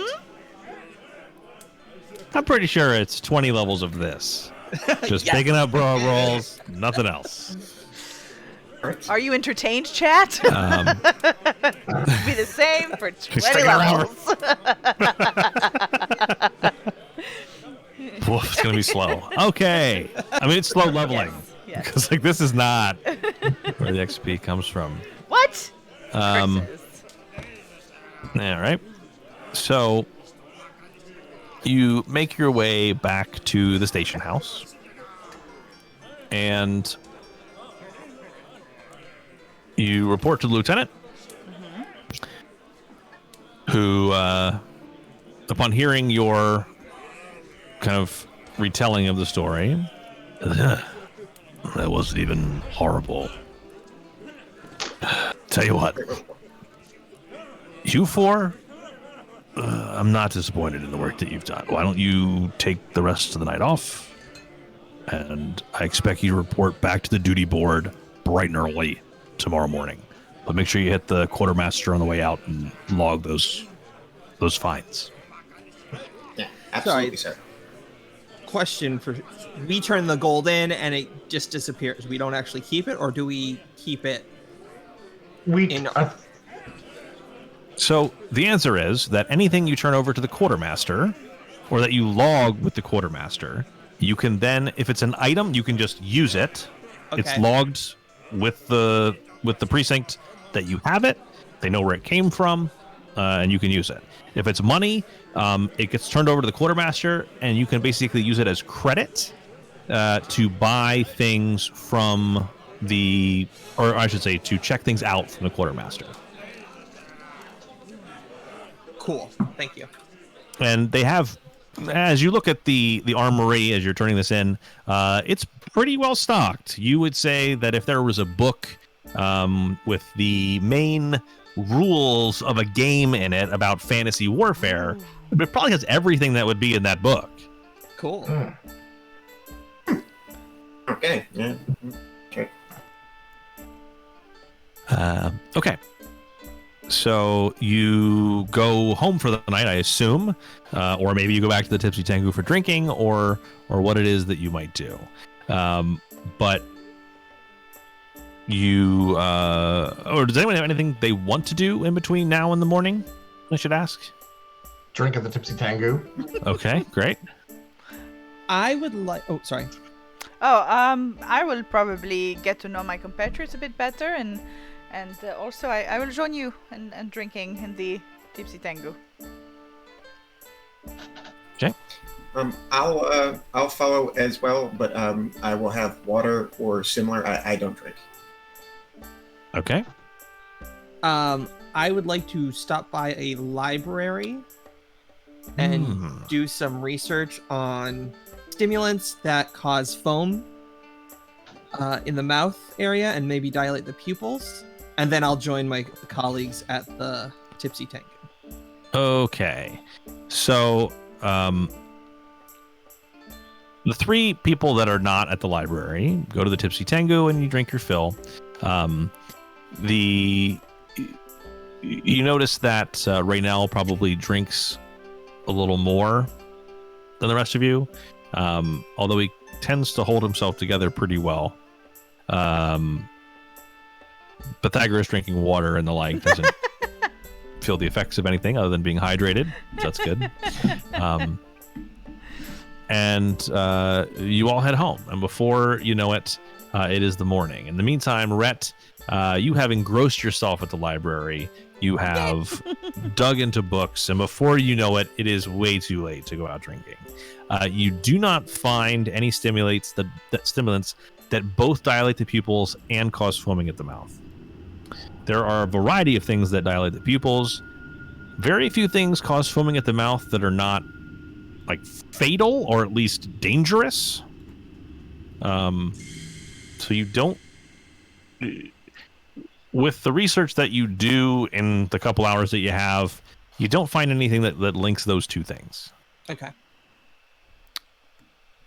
I'm going to note that particular, and then go back to the Warren and go to bed, which is, the Warren is more crowded than the barracks. So the thought of moving to the barracks may be more appealing to Rhett. Okay. All right. So the next morning comes, as they do every day. Ooh. And you show up at the station house, and there you see the Edgewatch duty board, which is being attended to by Sergeant Olo. Though the fair has been gathering steam for months, with many exhibitors setting up early, this is the Radiant Festival's first official day, and the streets outside Edgewatch headquarters teem with people. Inside the precinct, Sergeant Olo stands before the Edgewatch duty board, an oversized map of the Precipice Quarter tacked to a large plank of wood, facing the headquarters' main floor. Olo gives each of the groups, and they do seem to be like teams of 4 people that they're sending out to different places. You 4 just happen to be lucky enough to be the 4 that, have been stuck together. So Olo gives out different assignments to different people, and he gives you 4 a roaming route that basically you're going to be patrolling the district, both to do patrolling and check out, make sure everything's okay, but also to familiarize yourself with the various neighborhoods and the beats. Now, he mentions to you that despite the early hour, there are already 2 known issues which conveniently positioned at opposite ends of your circuit. So if you go one way, you'll hit one first, and if you go the other way, you'll hit the other one first. The first is a heated confrontation between 2 rival shop owners, and the other is some sort of domestic dispute in a wizard shop. What kind of dispute in the wizard shop? Do we feel like it's dangerous to the surrounding stalls or customers? Well, wizards are generally dangerous if they're not, if they're shooting off magic randomly, I'm sure it's not great for the surroundings. But shopkeepers can be dangerous too. And I'm sure there's other things you'll find out there. I mean, there's a lot of people. I'm sure somebody's doing something they're not supposed to be doing. All right. Nistine will turn to her compatriots. What do you lot think we should do first? I'm down with the wizards. Okay. I won't argue with that either. I'm fine with going either route, but that sounds like it would need folks of formidable stature. Yes. I think we should help deal with the domestic first. To the wizards. Yes. Oh. Yes. Then you're the tiebreaker then. I also agree with the wizard, which is why I asked the sergeant here first about that. So let's go and handle that. Thank you, Sergeant. Oh, by the way, Sergeant, I think the lieutenant wanted to talk to you about something, and then she runs away. Okay. In private, by the Thank way, in you. private. Also, take off your greaves. office. Take off the greaves. Hmm? The gloves. She says yes. gloves. Take off How the do you gloves. say gloves? Sorry, my accent Yes. is too heavy. Don't worry where I'm It's really from. outrageous, really. I'm local. This outrageous Oh, accent. outrageous! What is... All right. So, wizards, huh? Susie Wizard. Wizards. All right. So you make your way through the precipice quarter. As you approach the area where Sergeant Olo told you that you would find this domestic disturbance, high-pitched shouts and the sound of breaking glass emerge from a narrow wooden building painted with mystic runes. A woman in a floppy, wide-brimmed hat stands outside the door, arms crossed and tapping her foot impatiently. She looks up to the sky in exasperation and snaps. Finally! It took you long enough! What seems to be the problem, ma'am? And she points inside. And she's like, that apprentice, not my apprentice, not one of my apprentices wouldn't act such fool, has gone in my shop and is holding it hostage. I could turn him into something, but I feel like this is this sort of thing is your job, isn't it? Besides, roasting my own workshop to remove a housebreaker rather defeats the point. Housebreaker, you say? Okay. Matt, just Yes. as a heads up, as my daily getting together, Mhm. I do cast mage armor on myself. Okay. That duration is until tomorrow, so it's on. Yeah. What? So This as is I was really going nice. through your character sheets, mage armor is very different than it used to be. It used to be a number of hours, I think, like level Yeah. hours per day. And now it's like once you cast it, it lasts until the next day. Yeah. So there's no reason, if a wizard is going to expect combat, that you don't cast it like when you get up in the morning. You know, just brushing my teeth, casting mage armor. Yeah. It's a regular routine. Okay, so the door to the shop is closed. All right. So There are some windows in the shop front. Okay. How tall are they? How tall are they? Well, How they're high, high off the ground are they? a couple feet. It's like a display window, right? Okay, so I can see it because I am a small creature. Sure. Yeah, you and Pythagoras, you can kind of look into the windows toward the bottom.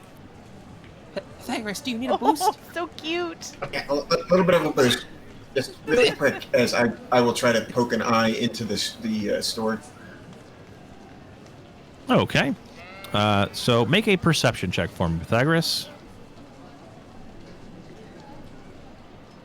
If we are calling out stuff, Nasine will also join in if that's okay.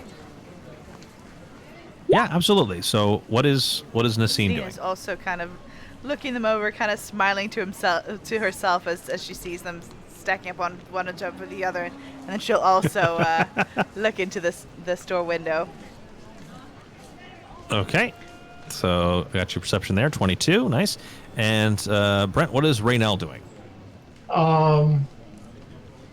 I'm going to have my familiar fly up, see if it can see anything around. Just like have it scouting up in the sky. Okay. And then I'm going to go up to the door. Okay. And I'm going to give my compatriots some time to like look at and maybe give me some information before I start like knocking or trying to open the door. All right. So Rhett has made himself into like a bench, and Pythagoras is standing on his back, looking around. Pythagoras, you can't see a lot. It does look like a shop where wizarding is done, although you do notice that some bubbling beakers and things have been knocked over, and you see them broken on the floor. As well as some books pulled off of shelves, general just kind of disorder, as if someone had gone through without much care. It doesn't look like, I mean, it's hard to tell from out here, but you can't tell if somebody was looking for something or if they just went through and just like pulled all the books off the shelves or what exactly happened, but somebody has made a mess of the shop. Haya, Nisreen, as she's looking in the window, kind of about the same level as Pythagoras maybe at this point, you notice that, well, you notice two things. One, you notice as you're looking in that someone has wedged a chair up against the back of the door. And as you look to your left, you can kind of see excuse me, a head of curly hair behind the shop counter to the left. I see. It looks like we might not be able to get in through the door unless we break it down. It does seem that they've wedged this chair underneath, and they seem to be right over there. And she'll point it out to her compatriot, the curly-haired head. Okay. I'm going to say, let's trade places.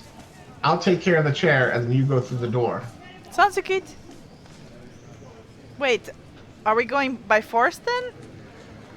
Well, they are thieves, I suppose. Well, that's... I mean, I don't know if they're thieves, but we need to get inside. We can't do anything from out here. You can set the tone when you enter. Oh boy. This is not a good So idea. it is up to you on the tone we go. Alright? Okay. So I'll go over to the window, and Okay. I'm gonna cast Mage Hand Okay. on the right next to the chair, and I'm just gonna use it to like pull it so it's not wedged out anymore. Okay. I mean, it doesn't take a ton of force. It's just wedged under the handle. So with some finagling with your disembodied hand, you manage to move the chair away from the door. So with that, Haya, what is Nisreen up to once she realizes this has once happened? she, I'm guessing, gets a signal from her friend, she'll first try the door handle to make sure it's not further either locked or magic closed in any way. It is not. So she will open the door and kind of like ready her fist just in case. Be like, hello, I am a member of the Absalom City Watch, the Edge Watch. I do not mean you harm. We're just here to talk and try and get information, okay? It seems that you seem to be having a terrible day. And she'll slowly edge herself in. Do I have to roll anything? Give me a diplomacy. Housekeeping. All right. How is a... can I give you my... That's a 9. I'm going to give you my hero points. Okay. Here, take it. This one for you. Thanks. You're welcome. You're not allowed to use it. Just put it in the pool. And I'm using it. Oh no, we got villain points in play, guys. Okay. No, just kidding. That's not. I'm just kidding. Okay, I'm gonna roll again and hope against hope. We'll get something better than a 9. Okay, all right, looking better. Hey. 18, doubling that. Okay. Not too shabby. I cast light. Bing. All right. Sorry. All right. So that brings us to Pete. What's Pythagoras up to? I'll be following her, cast guidance on myself as I'm attempting diplomacy and melee. Listen, nothing awful has happened yet. We're not here to harm you. We're just here to make sure that this de-escalates, buddy. So we're trying to help you out here. Don't do anything rash. Okay. +1. Nothing I can do there. That's a natural 1. Oh no! Oh, man. So it's a total of 7. So not great. Just say not good at all. Okay, and Rhett. Sean, what's Rhett up to? I draw my short sword, charge in, skewering him. No. Pythagoras? Yes. Okay. For that roll. No. I'm going to follow in with the rest of their group, keeping Okay. kind of trying to look to see if there's anyone else in here. Okay, so make a perception check. Perception.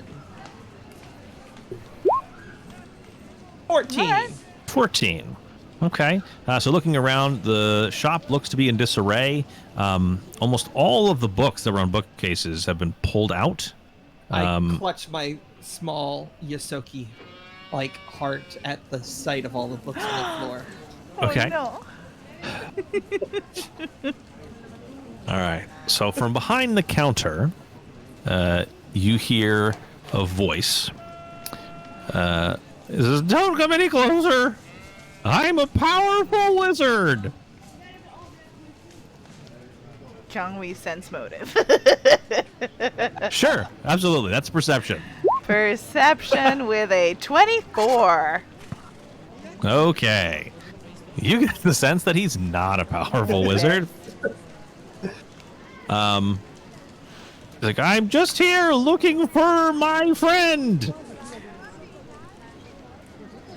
By your friend. Oh, And go that- ahead. That hag has stolen him. It's putting him somewhere. He is your friend. You see like his head pop up. So as he kind of starts to reveal himself, you see this. Oh, sorry. I have to go back to. Oh my goodness. Oh, those Oh my cheeks. goodness. Oh my goodness. Oh. Wow. Obviously a mastermind in this game. We found Yes. this evil guy. Curly hair, dirt stash. Looks like he's been really hard trying to grow it. So cute. I mean, definitely powerful. Mm-hmm. Is it all coming any closer? I know she's got him here somewhere. Honey, is that your I prepubescent will- teen voice? I'm trying. It's hard. Sorry, Brent, I did not mean to interrupt you. I just... It's alright. I'm gonna turn to the proprietor and it's like, "Do you know anything about what he's talking about? Who is this friend of his that you have confiscated, or stolen, or kidnapped?" She kind of huffs. She's like, "I don't even know who she's...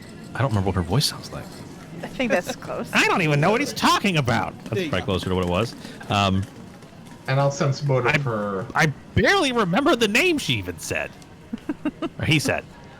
Okay. I didn't even hear a name. I don't... Did he say a name? He hasn't said one to you. But you can use perception to sense motive if you like. Yeah. I'm going to perceive the sense motive because I think something's fishy with her. Okay. You don't get any sense that she's lying. Okay. All right. So, Haya, what is Nazreen doing? Nasreen will take another step forward toward the boy. Her hand's still... Don't come any closer! I mean you no harm. Tell us... I'll turn you into Oh, worms! sweet boy. I somehow think this is not something you can do. However, tell us more about your friend. Perhaps we can help you find him. She took him. I know it. Okay, what is his name? His name is Camanellis the Great. Okay, what kind of friend is he? Is he a companion? Is he a natural a humanoid? What are we looking for here? All right, give me another diplomacy got it. check. 15. Okay. All right. Pete, what's Pythagoras up to? He's going to continue to try to assist with that and Okay. saying, listen, we can talk this situation out, but again, threats or anything else of that sort is not going to be taken too very lightly, so let's try to keep this cordial.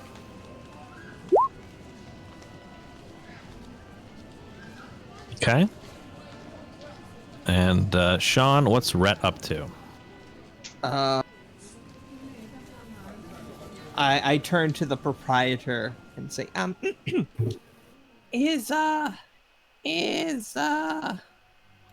what was the name that he gave you? Dandelion the Great? Chamomile the Great? Something like that. It sounded fake. He said it was Camanellis. I'm really having trouble with this person's voice. I'm sorry. He said Camanellis, but I kind of remember that name from a long time ago. I think something. The name sounds familiar when I was at the Arcanarium, but Arcanamirium. That's Matt. She got it right. It sounds familiar when I was at the Arcanarium. Maybe another student. I honestly don't remember. I'm gonna ask you real quick right now. Have you abducted anyone? She narrows her eyes and she's like, "Not yet." What is your relationship with the young man? He's in my shop. All right. You don't know him? She said something about apprentice earlier. It's someone else's apprentice. Ah. Yeah. My bad. Yeah. I don't remember things. Too many knocks to the head, I think.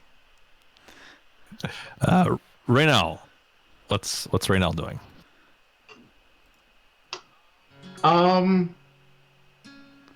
Could I want to do like a knowledge arcana or like Okay. trying to recall this person's name. Like, if it's an arcane thing, I would know it from knowledge arcana, or is there a better knowledge I should be using?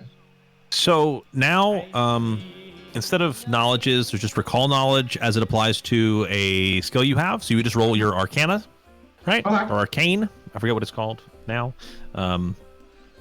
And that would be your knowledge for that. So you can absolutely try to recall knowledge arcane. Okay, and I do again have the dubious knowledge feat from my background. Mhm. So You don't. I mean, it doesn't sound like anything. The Camanellis, it doesn't sound like anything you've heard of. okay, You're certainly not familiar with it. I'm gonna say into the store at this curly-haired boy. I'm not familiar with Camanellis the Great. Could you tell me more about him? Okay. Just trying to get him talking. All right. Diplomacy on it. Yep. Diplomacy. All right. Still got a hero point, just so you're aware. Mm-hmm. All right. So, Haya, what is Nizreen I up rolled to? a diplomacy for that same information, and I was still waiting to hear the Yes. outturn of that. Yep. Okay, so he kind of sighs and his shoulders sag, and he kind of pokes his head up a little more, and he's like, "Camanellis is my Master, I'm his apprentice. I guess I should tell you. And he kind of pulls his robes up a little bit. He's like, I'm not really a great wizard, but Kevin Ellis is. And his greatest rival is that hag out there. And I know that when we split up this morning, she kidnapped him. And how exactly do you figure this? Did he leave evidence that he's been kidnapped by the great hag outside, as you say? Absolutely. Sorry, my voice is in this not great. Absolutely. We were supposed to meet up at an appointed spot. Okay. And he didn't show up. And for years, he's been telling me stories about the villainy of his sworn rival, Marin Porphyry. So when we got here and we split up just to run some errands and then come back together, and he didn't show up, I knew that we were in her town and she knew he was here and she got him. I've searched all the shelves, but I haven't found the latch to her secret lair.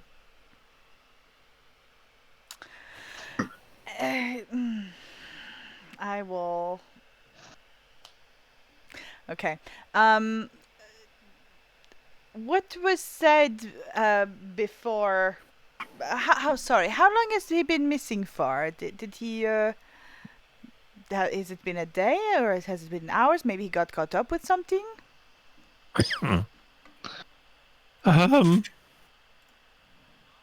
Well, he's been missing for about 2 weeks. Okay.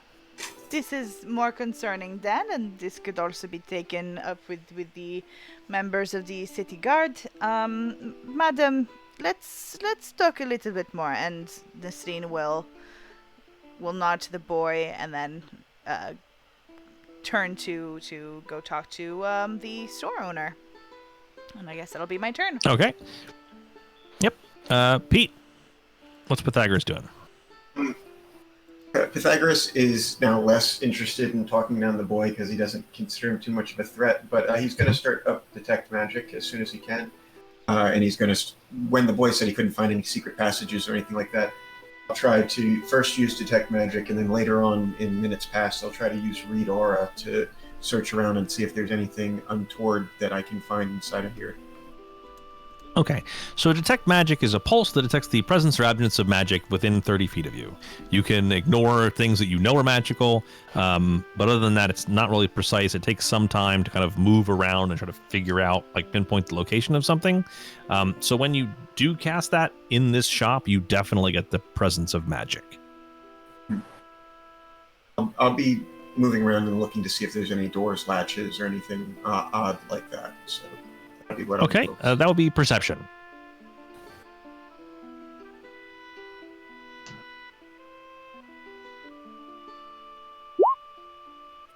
Okay, as you go through, you don't find, like, you're looking at the shelves. It looks like a shop. I mean, there are some what used to probably be experiments of some kind, or some kind of maybe potions that were being made, but all of that's been kind of tossed as this kid went around and was looking for stuff. So yeah, so you don't find anything really of note. Sean, what's Rhett up to? I think Rhett's gonna go talk to this kid a little bit more. Okay. So where were you supposed to meet? You said you were supposed to meet him 2 weeks ago. Where were you supposed to meet him? We were supposed to meet. So we came to the city 2 weeks ago for the Radiant Festival. It starts today. But upon arrival, he sent me to fetch some things and then meet him back at our tavern, but our lodgings. But he never returned. And where are you staying? Well, I didn't really. He had the money, so mostly I've been staying on the street. Oh. But I asked around, and I found the villain and my master's sworn rival, the evil Marin Porphyry. Yes, of course. What? as you can see, my colleagues are detaining her to speak with her. Why don't we go sit down somewhere and talk a little bit more about what's going on? Okay. You're a little mouse person. I am a Yosoki, yes. All right. So,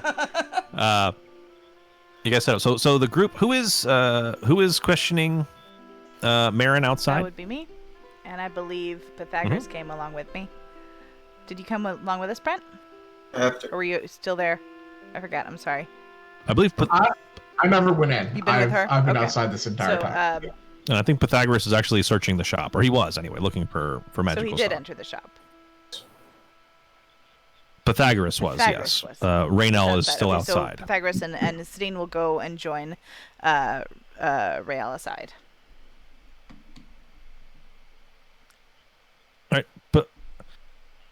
All right. Sorry. Let's want to back up. Pete, what is Pythagoras doing? Is he continuing to look around the shop now that Rhett has taken the boy? The boy's gone with Rhett because he's a cute little mouse person and he's never seen a Yosoki before. And you all seem pretty decent. So Rhett's got the kid. What is Pythagoras doing? Is he continuing to search the workshop, or is he going to talk to one person or the other? I'll continue to search through the shop, including looking at the. Again, this would be over the course of minutes if I wanted to go through this totally, but I'd like to see if there's a ledger back here or anything of that sort that's odd, just being that she's being accused of being a kidnapper or having made someone disappear. So. Okay, so that's what Pythagoras is going to be doing pretty much for the interrogation. He's going to be looking through the shop. So to the outside group. So Raynell, go ahead. What are you asking, Marin? Apparently you're this person's greatest enemy. Does that jog any memories of you, or? She kind of sighs. She says, "Some people can't let high school go. You know, just there's like a person that they choose as their rival, and but I honestly, I mean, like I said, I think he was in the Arcanumerium at the same time I was." But other than that, I honestly don't remember this guy. If you can just get that kid out of my shop, I can fix everything. I mean, I can't fix everything, but I will. I just want him gone. The poor kid clearly has lost somebody, so I'm not looking to, make him hang him by his thumbs or anything. But if you could just get him out of my shop so I could clean up and get back to business, that would be great. Okay. I'm pretty much done. Any questions? I Nazreen? would like to roll perception on her answer, since absolutely. Since I wasn't there to do it earlier. Never mind. That sounds pretty good to me. Okay. You believe her. Is there anything else you want to ask her? Nope. Okay. And Rhett, what do you want to talk to the boy about? So That's you, Sean. Oh, yeah. So I'm gonna go find the boy like some cocoa to have him drink, and then I want to go talk to my friends after they're done interrogating her. Like, I'm just getting him out of the building, around the corner, away from whatever damage he's caused, to kind of like separate them and find out. I guess I want to know more about the last time he saw his master. Did his master say anything about going to look for things, anything like that? Okay. So the people that were interrogating Marin, are you guys done talking to her? Is there anything else you want to ask her, or are you two good? I'm pretty much done. I would like to ask the boy some questions after Brett is done. Okay. Haya? I'm done for now. Also, Okay. Matt, Yes. when I was in the shop, Mhm. that's odd automatically noticed one out of the ordinary thing. I am aware. Okay, cool. Just wanted to make sure. There really wasn't anything out of the ordinary other than like the shop was upturned. How much damage does it look like the boy caused in there? I mean, the books were unceremoniously thrown to the floor, but to be honest, with your penchant for books, most of it is garbage. I mean, Okay. there were some things in there that were spells that you think were authentic, or you're guessing were more authentic, but a lot of it looks like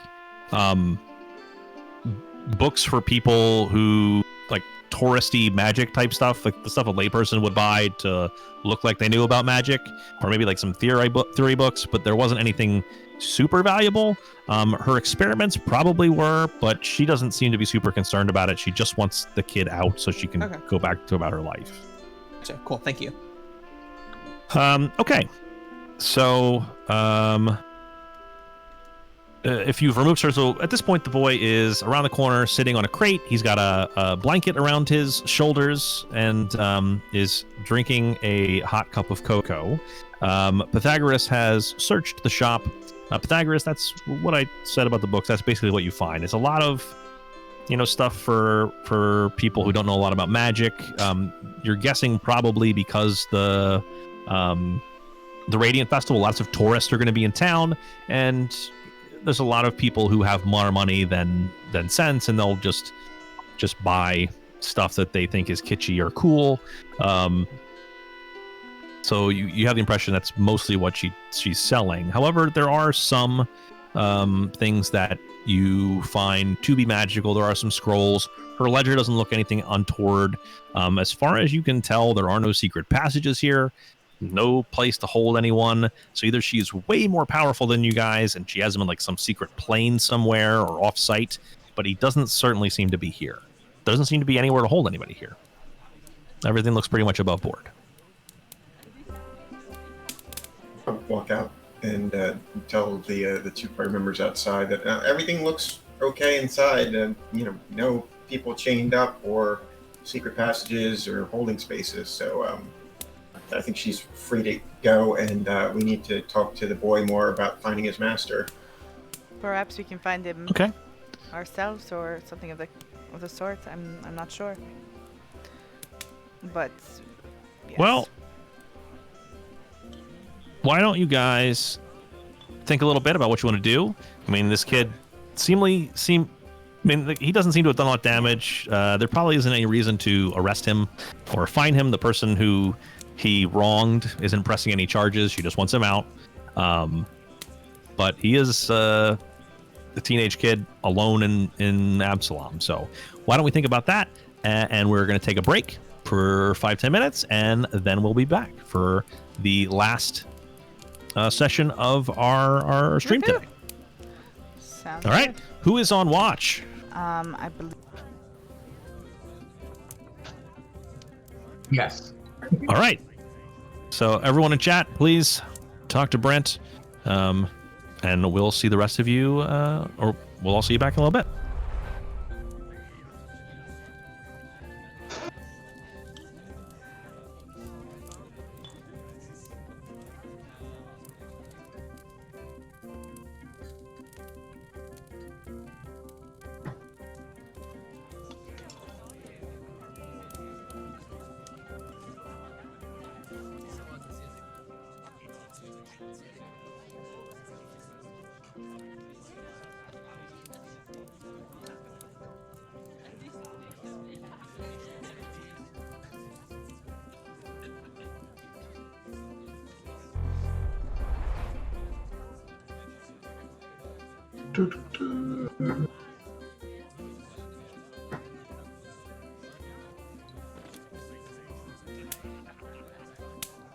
Okay, there we go. I'm seeing myself in stream. Okay. Thank you, Felix.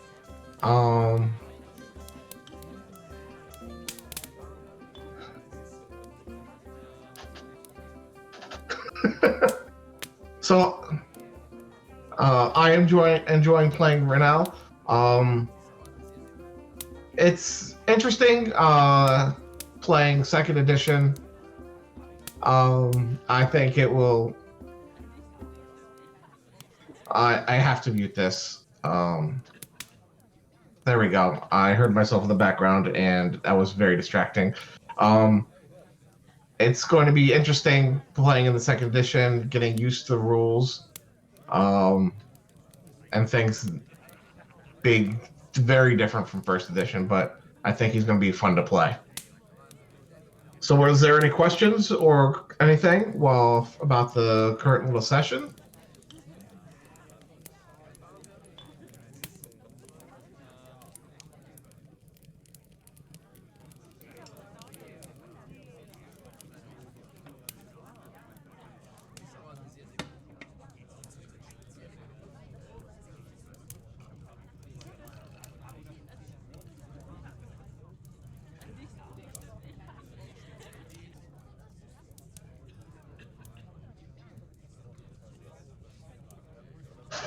Or no questions at all?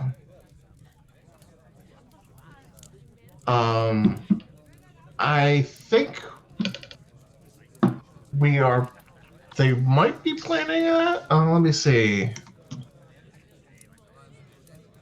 A website where we are. Well, where you can see all our podcast and character information. I know it is up for the podcast characters. I don't know if it's up for...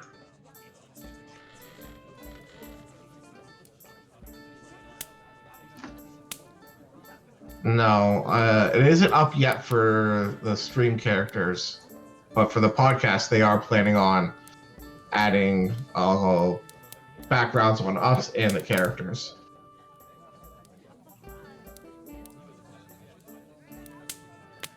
So we have me, Renell, who is a elf. And then we have Rhett, which is a Yusokoi. Yusokoi. We have the Kobold being played by Pete, who is going by the name... Sorry, I'm just tabbing around. Pythagoras. And then Hai is playing Nisren, who I believe is a human. We tried to get a smattering of everybody and classes and characters and everything into this game, while also catering to classes that we would all enjoy playing.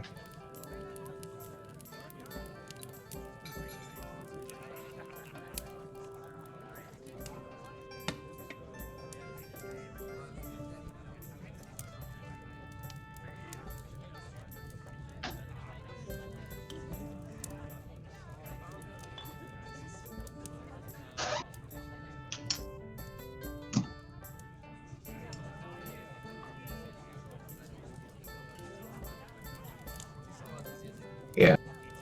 You can see what the plan would look like for our profiles here. That's the class for the podcast. But we have played the pinball machine. It's Laser Wars, I believe is the name of it. And it feels like going back to the 1980s. It's perfect, like, as a 1980s, like, pinball machine, like, even the graphics, like, it looks like, I mean, it is stripped right out of the 80s, but it really takes you back. And all the artwork and everything, it works really great. A couple of the lights need to be, I guess, redone, and a couple of the springs, I guess bumpers, they don't work so well. So if you hit the ball just right, the ball can get stuck up on top of the bumper and it doesn't bounce off anymore. So there's a few things that need to be fixed, but other than that, it works great.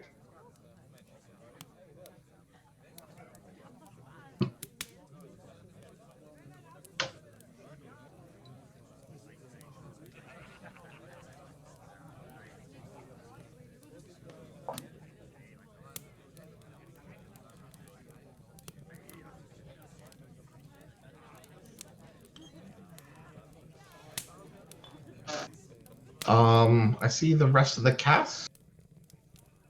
Are we? Nope, we are. I try to avoid the news, and Matt is always watching a cop movie. So, if I wanted to watch a cop movie, I'd have to go downstairs, and Matt is watching some housewife murder mystery book club on Hallmark. So there's plenty of stuff to draw from.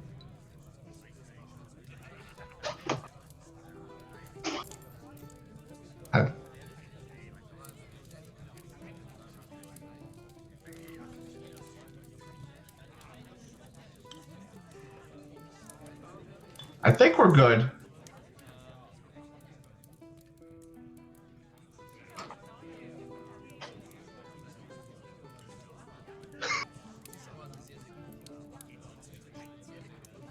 I think everybody's stuck in Chinese finger traps, and I don't know what that message is supposed to mean to me. So, any other questions? Well, I drink my obviously not tea.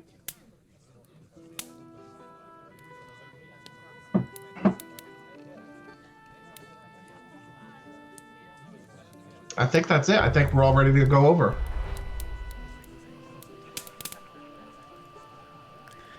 Thank you, Brent. You're welcome. Yes, thank you. That was very well done. Hey, hi. Can you hit us with the dun Oh, dun? sure. Or do you want the full theme again? Huh? No, just give me the dun dun. I mean, I love the theme with all the pictures. But just give One me more dun time? dun. I did it twice already. All right, That's one good. more time. All right, welcome back to this ridiculous show we've got going on. So if you, for some reason, have just stumbled in, thank you for showing up. We are running a Pathfinder 2nd Edition game of Agents of Edgewatch. The assembled new members of the Edgewatch have broken up a bar brawl, and the next day on their patrol have found a young apprentice wizard holed up in a shop of someone he thinks is his master, his missing master's greatest rival. And the group have managed to get him out of the shop and let the person go back to their business. But there were a few more questions I think they wanted to ask him. So you have all assembled around this young man who you have learned is named Eunice. Well, you can do whatever you like. This is a role-playing game after all. I mean, you can try to do... Excuse me. You can try to do anything you want anyway. But yeah, so there you are. So Brent, we'll start with you. What does Raynell want to talk to this kid about? I have a few questions. Okay.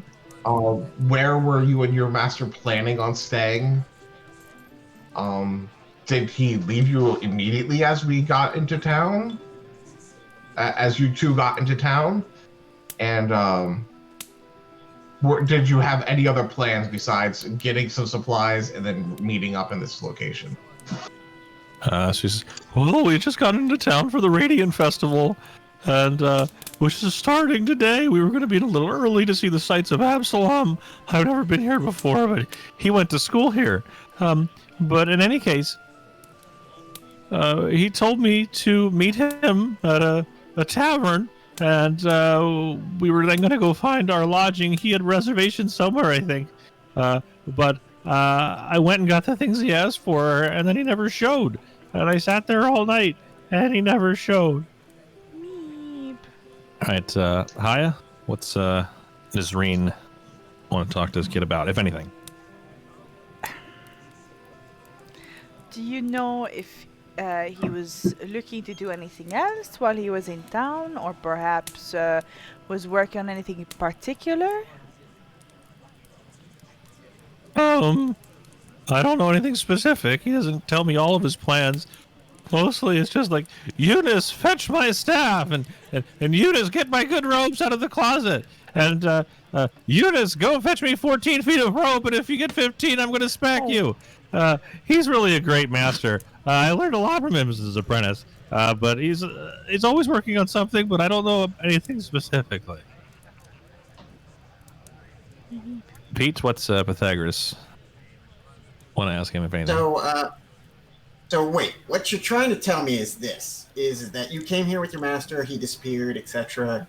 You blame someone that he knew from his past, from a previous class, and stuff like that. But he went to school here, right? I think so. I believe. I mean, I've never been here before, but I'm pretty sure that this is the place where the Ark of Miriam is. Correct? Yeah. Why don't we take the boy there and see if any of his peers actually knew of what he was going to be doing when he came in the city? It's not a bad idea. We could. All right, Rhett, anything? I was just gonna say if we need to find a place for him, we need to find a place for him to stay that is not on the streets. I agree.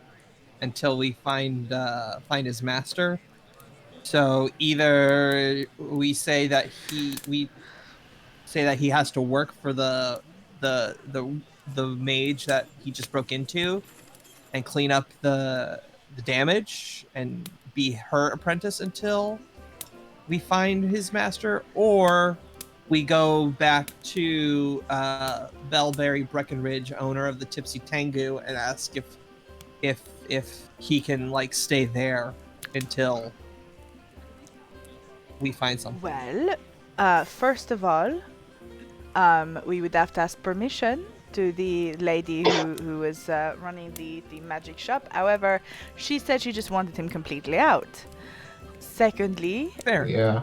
Fair the enough. proprietor, Ms. Breckenridge, said that they were completely full, and I would not want to impose upon her a matter that, frankly, is not even in our jurisdiction. This is a matter for the city guard. However, I do have a modest apartment. I'm more than happy to take him on until we find his master, if that is something he'd want to do. But again, this is something we should liaison with the city guard on, since this is not our jurisdiction. We really should not get in trouble. I do have a couple more questions for the kid. Okay. One So just to be being- clear, before we get into that, you guys are the guard for this area, but like Yeah. housing children isn't something that the guard does. Yeah. That is definitely not part of your job description. Also, you were given a task to do, which was go on a patrol, a specific patrol, which was to come here and defuse a situation, which you've done. So, housing this child somewhere, while it probably is a good idea, really isn't part of your job. So, if you can send him on his way or send him somewhere like your apartment, that would probably be okay for now.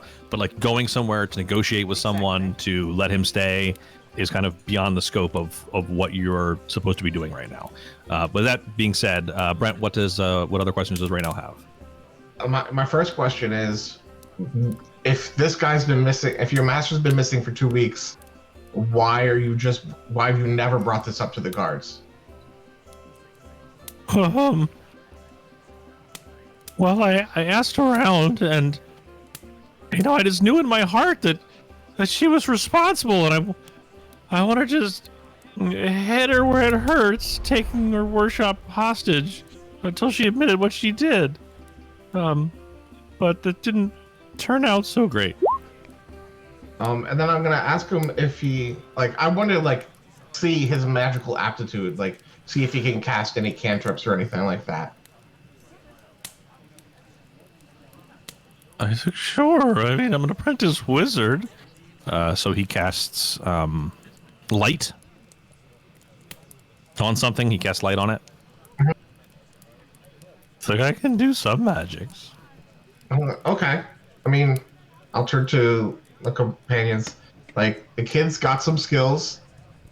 I mean, I don't know where his master's going to be. I think his best bet is going to be at the Arcanarium. I say we write a quick letter for him, send him over there, see if they know anything about his master, or if they can help him in his learning. Then after our patrol, hopefully check back in there. Sure. Right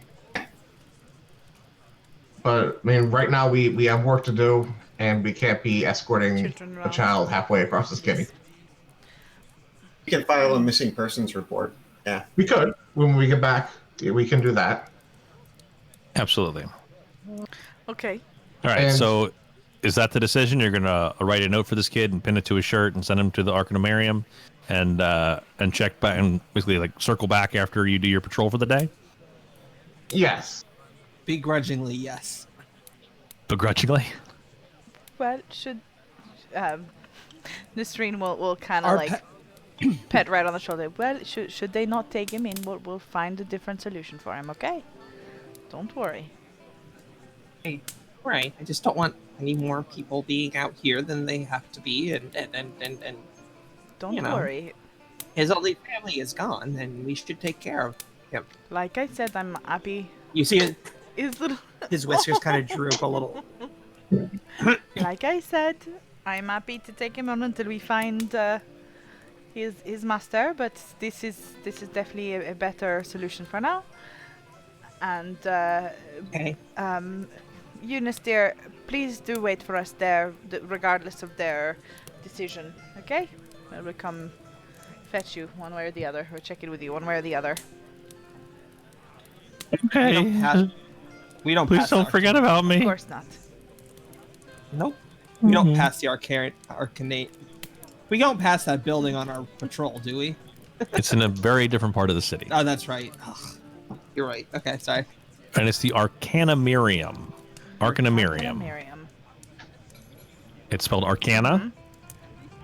Miriam. Kind of Miriam. Arcanumarium. That's why I'm not a mage. The specific reason. Yep, I can't pronounce where you get trained, so I don't do it.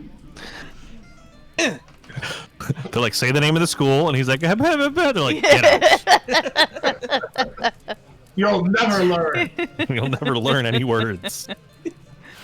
Oh, jeez. Okay. So, you have resolved one thing. Woohoo! Hooray! Let's go! So you continue on your patrol. Okay. As you walk the streets, walk the beat, you hear screams erupting from an excavation project on a nearby street. jeez. Workers flee, scattering their shovels and pickaxes as 4 skeletons in rusted armor clamber up from a hole in the Oh, pavement. boy. And for this, let's go Oh, transported to a new To the map. Oh, Role-playing maps, I love them. oh, there we are. top lefts-ish, or left side at least. Okay. There we go. So you guys are in an alleyway. Or on a street. It's 10 feet wide. What's that? Escapist says they dug too deep. Doug. It was Felix. right. So there's a hole here where they've been excavating, and there are 3 skeletons kind of standing in the street there. Now, as much as you guys have been very good at diplomacy, these are the Walking Dead. They don't care what you have to say. So let's roll initiative. Oh, boo. Hang on, I did it dumb. There we go. Right.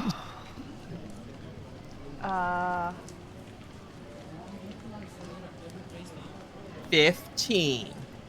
All right, well let's go in order. Oh, Well, sorry. I got a 10. I got a Okay. 21. Nice. Tigris, I got a 9. great. I have a 15. There we go. All right, so let's add. Oh, come on. Raynell. to the order.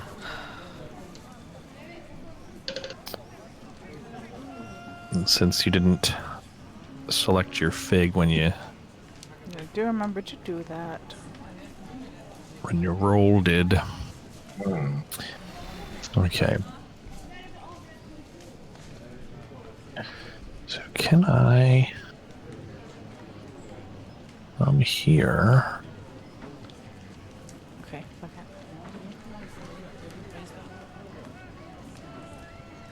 Roll initiative, maybe? Come on. Did that work? Yeah, you just need to click each token and then click roll initiative for each one. Did that... my thing is too big. That doesn't sound right. Did I get a token on the map? Okay, good, I did. Yeah.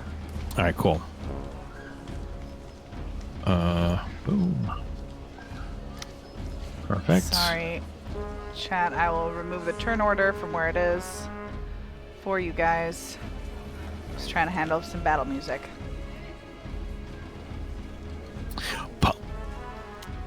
Trying. Lots of 12s. I can't use that. Sorry. Use about 10 seconds of it, I think.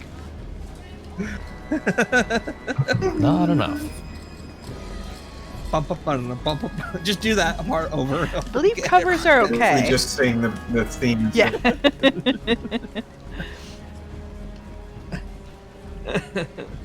All right. So I just guessed at what order you guys would be walking around the streets in. Checks out. I mean, That's all right. Yeah. So, Not against it. Not what's that, Pete? against it. Sorry. Okay. All right. So with that, Nizreen, you're first. Nasreen will pull up her fists and kind of crack her knuckles and loosen her neck a little bit and move forward to Okay. fight this very One first action. skeleton. That's the correct pronunciation, I believe. Okay. That's the French one? Yes. Don't ask me to say skeleton in French because I don't remember right now. I have way too many things going on in my brain. I think it's Les Oh, Skeletons. that's probably right and totally not great at racist. It's not. She is going to punch it. How's a 13? Punch it. 13. Not going to be enough. How about... So you swing, and you glance off of its old rusty armor. Fuck. And for my second swing with my left hook, it's even less so with an 8. Is that a critical failure? Do you have a name? It's not. It's not a critical failure either. But it is a miss. So she kind of punches with her right, hits the armor, glances off, swings with her left hook, and completely misses the face of the skeleton, who is now staring at you with empty eye sockets. And that brings it to the guy that's right in front of you. So he is going to take a swing. 4. 24 to hit. Holy crap. Yes. That is not a critical hit, but yes. Okay. So the damage is 4. Ow. So not a lot, but first level, Yes. you know, it's you're as vulnerable as you're ever going to be. All That's a lot. right. He will attack again. Interesting. We're not seeing these rolls. 14 to That hit. will miss. Okay. And for his last one, he's going to claw at you. Ew. Who is your manicurist? 12. That is a miss. All right. So he slashes you once with his rusty scimitar, and then ineffectually swings it again and tries to claw at you, but doesn't make contact. Rhett, you're up. All right. So the first thing I'm going to do is look at the skeleton that's fighting my friend. And you can do that for 3 actions, or? No. Oh, okay. I'm going to devise a stratagem. Ooh. Hmm. So I roll a d20 now, and then I have to use this when I make my first strike. If I do hit it with this roll, when I make a strike, I get to use my intelligence modifier for the roll, as opposed to dex or strength with my weapon, as long as it is a finesse weapon. Okay. So I'm going to devise a great stratagem. He rolls, and So 17 on the d20. Yep. So then I'm going to I think I just anyway, I can use it once per round. Then I'm going to move up to here, and I am going to take a hint from my friend, and I'm going to, I was going to say something else. I'm going to punch it. So it's a 17 plus 4, so 21 versus their AC. That is a hit. And what are you attacking with? My fist. Punch your fist. Fisticuffs. Got it. All right. I deal 3 points of bludgeoning damage. Oh, as man. I punch the skeleton with my small Yasoki rat-like fist. Job. All right. You shatter a couple of its ribs, but it probably wasn't using them anyway. Nope. And I believe that's 3 actions for you, right? That is. Devise a stratagem, move, and attack. Yep. All right. So that brings us to a skeleton. He's going to move there. Good. Where did that one And come then there. He came out from out of the hole. from? I don't like that. Stop it. Yeah, it's almost as if there might be more inside. Interesting. You know what else I don't like? Weird. This music. What's that? Let's change it. Okay. I can't hear. Yeah. So I trust you. Okay, so the new skeleton is going to attack Rhett.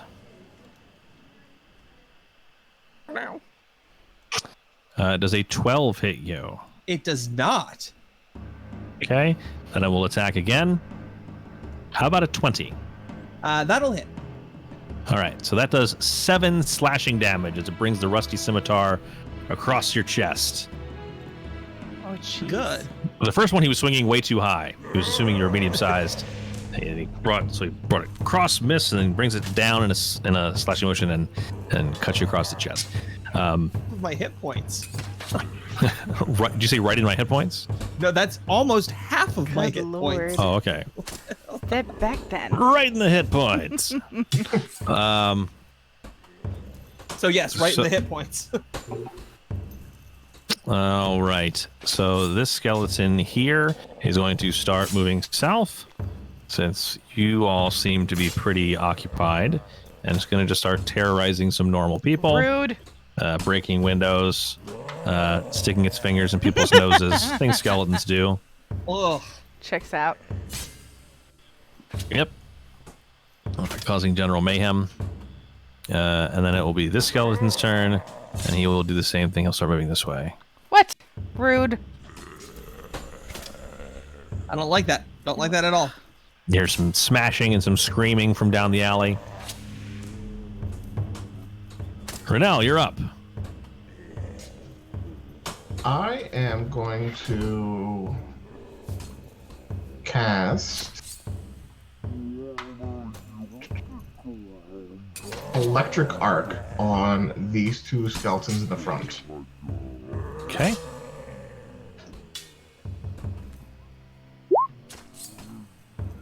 And they will need to make a DC 16 reflex save.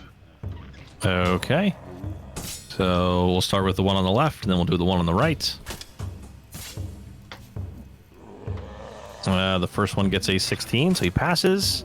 Boo. And the second one gets an 18, so he also passes. Also boo. And then So- I will move up to 10 feet here. So does that mean it does no damage or half damage? How does it work?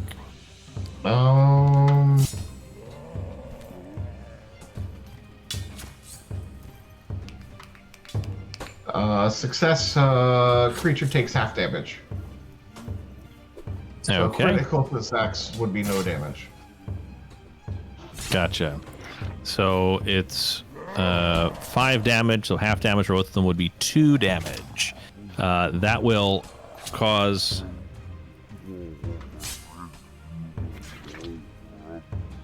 Actually, no. Nothing happens. The electricity kind of dances along their bones. They don't seem like they're affected by it at all. Ooh, I don't like that. I don't like that at all either. Matt, I'm not a fan of these skeletons. Oh, interesting. It's interesting that you should say that. I just Noses! Sorry, go ahead. Yeah. I would Sorry, I be just more wanted to alarmed if you were a fan of these skeletons. These are great. All right, so Pythagoras, you're up. Pythagoras grabs the key on the chain around his neck and begins to chant. And I'm going to throw 3 actions into a heal spell to do a D8 to everyone within 30 feet and of healing if they're living, and a DC 17 Fortitude save versus the unliving to take this as damage. Okay. Not the best, but you know. So 30 feet, I'll hit both the skeletons in front of Raynell and Rhett. I'm sorry, in front of Nazreen. It's okay. The names are messing with my... It's okay. You'll learn them vision eventually. I know them. I just... You have a million things at once. Believe It's me. okay. All right. So, will saves, you said? Or fortitude saves? What was the save? Fortitude save versus the heal spell. All right. DC is 17. All right. So the first one, the one to the left, rolls an 18. Ugh. And then the one... That'll be half damage. And one on the right rolls an 8. And he'll take the full 2 points. Wait, 8? Okay. Isn't that a critical? No, it's 17 was what he was looking for. Oh, 17. I'm sorry. I thought it was 18 for some reason. I apologize. Don't mind me. I'm just over here. So 1 damage to the first one, 2 damage to the second. And 2 healing to whoever's damaged on our side. That's true, yeah. Thank you. Is it 2 healing? I'm done. Correct. That's 2 Thank healing. y'all. All right, so the one on the left crumbles, and his armor falls on top of him. The one on the right side doesn't, like, you see his bones start, like, turn brittle a little bit. You may have given him osteoporosis, but he is still standing. All right, so that was 3 actions. So Nazreen, you are back. Nazreen is gonna shake her head, kind of dispel any smackeroonies from the rusty scimitar, and she's gonna try and smack again, like punch him to a pulp. How's a 19? Punch it. 19 will do. Will do or will crit? It definitely I know, won't crit. It's wishful They don't have a thinking. 9 AC. Well, for 4 damage. Take 4 damage. You punch it right in its stupid skeleton face, and you knock its head clean off, and the rest of it crumbles down with a xylophone sound, and it is no more. Excellent. So that's your first action. My second action will be to ask the GM what direction did the other skeleton go? Was it up here to terrorize people? So one of them went this way, and one of them went down that hallway, or that alley. Nasreen kind of is very, like, focus-minded when she gets into fights, so she will enact. Let me see if I can. Let's try sudden charge. How does that work? Let me open it up for you. So does sudden charge have the open trait? Yes. So if something has the open trait, it has to be the first attack action you make in a turn. Okay, well, now I know for next time. And she will instead simply move. I have the benefit of having replicated everyone's character sheets, so I'm scarily familiar with everybody's abilities. Interesting. So, oh, jeez. Well, she will double move, and that'll be her turn. Okay. Unfortunately. All right. So getting right up in that skeleton's face. Not taking any chances. You'll give him some noses to fill with Right fingers. here, look at my nose. Rhett, you're up. Okay, so the first thing I'm going to do is attempt to recall knowledge. Okay. What skill would I be using to recall knowledge? Let's go with religion. Is that a knowledge still? Yes, it is. My brain is fried. Yes. No, it's fine. Yeah, religion. 14. Whew. Okay, so you know that these are skeletons. And they are spoopy and scary. Both of those things, yes. But they are undead. Would I happen to know what they're resistant to? Not with a 14. Okay. Well, in that case, I'm going to then second action draw my sap. You what? Okay. My sap. It's like a billy club. It's a loose. It's like a leather sack with a bunch of BBs in it. Okay. Yeah. Checks out. And then I'm going to move. My third action. 5, 10. Let's split the party. 15, 20, 25. And all of the best adventures. All right, recall knowledge. Do your sap. Move down a dark alleyway. And that brings it to I scurry. this. Sorry, scurry down a dark Thank you. alleyway. And that will bring it to this skeleton's dude. turn, who is in Nizreen's face. It will turn around and attempt to jam its fingers into your nose Okay. Gross. Rude. with a 21 21 will jam fingers in my nose. Yes, absolutely. or 4 damage as it claws you Ow, across my the nose! face. Damn it. 2 steps forward, 10 steps back. Here we go. Next. Then it will draw, or then it will, strike with its scimitar. Did you say draw? I didn't have it drawn. Oh, it did. They're all out. What's your AC? It is definitely greater than what they rolled. I'm aware. I know it's greater than what they rolled. I'm asking what it is. 18. Okay. Your AC is an 18? Yes. Oh, According to. great. That's good. Okay. Good for who? Good for you. This would have been a crit fail, but it's they don't have names, so it doesn't matter. Damn it. And third attack will be a 15, which is really good for Third the attack. -4 that I rolled with, but it is ultimately futile. So it's one claw across the face, and then the scimitar dances around a bit, but doesn't make any contact. Is that too heavy for you? I almost went Brianna. You don't have any muscles. Now it's this skeleton's turn. He's going to move up to Rhett as he lets a cat go that it grabbed and was trying to shove into its mouth. No. It moves up to Rhett and tries to attack him. No. Dropping is a free action. Yes. Ooh. That's a nat 20 for a 26. Rat, no. That's a critical no matter how you slice it. It is. My AC is 16. So remember when he went off by himself, everybody? Yay. So that's we never heard from you again. Yes, that's right. So that's 14 damage. Oof, I am unconscious. Wait, we need this. Hold on. And you're dying too. Oh, that's right, because it was a crit. Yes. Oh, no. So have you thought what your replacement character is going to be, Sean? Not yet. I'm going to start doing that. Hope you haven't commissioned any art or anything. Well, hopefully you'll be fine. Oh.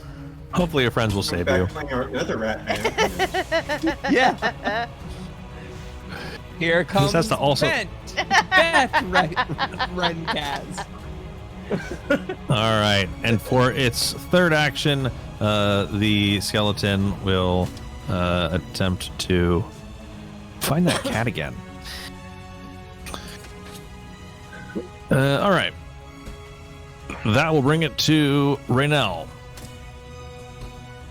I will come down to investigate what happened over here and find a unconscious party member in the street and no skeleton, which is worrying to me. So that was what? 20 feet? 15 feet? I think that was 15. 30. So 30 would bring me to here. Mhm. I'm going to use an action to grab him. So let's say okay. it will be to grab him, and then I'm going to drag him back towards the cleric. Okay. So I have enough movement, unless it'll be half. Would it be half speed? No, I mean, he's not very big, and you've got some bulk to play around with as far as your carrying capacity, so I think you can move him at full speed. I'll bring him back to right in front of the cleric, so... You can drop him as a free action. Just don't do any damage, please. You could smash him into the ground. The first 10 feet are free, right? Not anymore. No, I'm not going to drop him. I'll just have him in my hands. Okay. So you guys I'm will be... 70 pounds, by the way, so I'm a little rotund for a mouse. Oh. Yeah. His little mouse tongue is lolling out of his face. Poor buddy. All right, that brings it to Pythagoras. First thing I'm going to do is use a heal spell with 2 actions on the mouse. So Okay. there goes. That's 10 points of healing. Thank you. And no, I don't know exactly how well off you are after that. I'm going to presume that you're looking well. So I'm going to then move with 2, 3, 4, and 5, and that'll be my 3 actions. All right. Nazreen, you're up. Nistine will be momentarily distracted by a beep, I'm guessing, from the other corridor. Right, yes. And then, at the thought of her friend being hurt, she will enact power attack.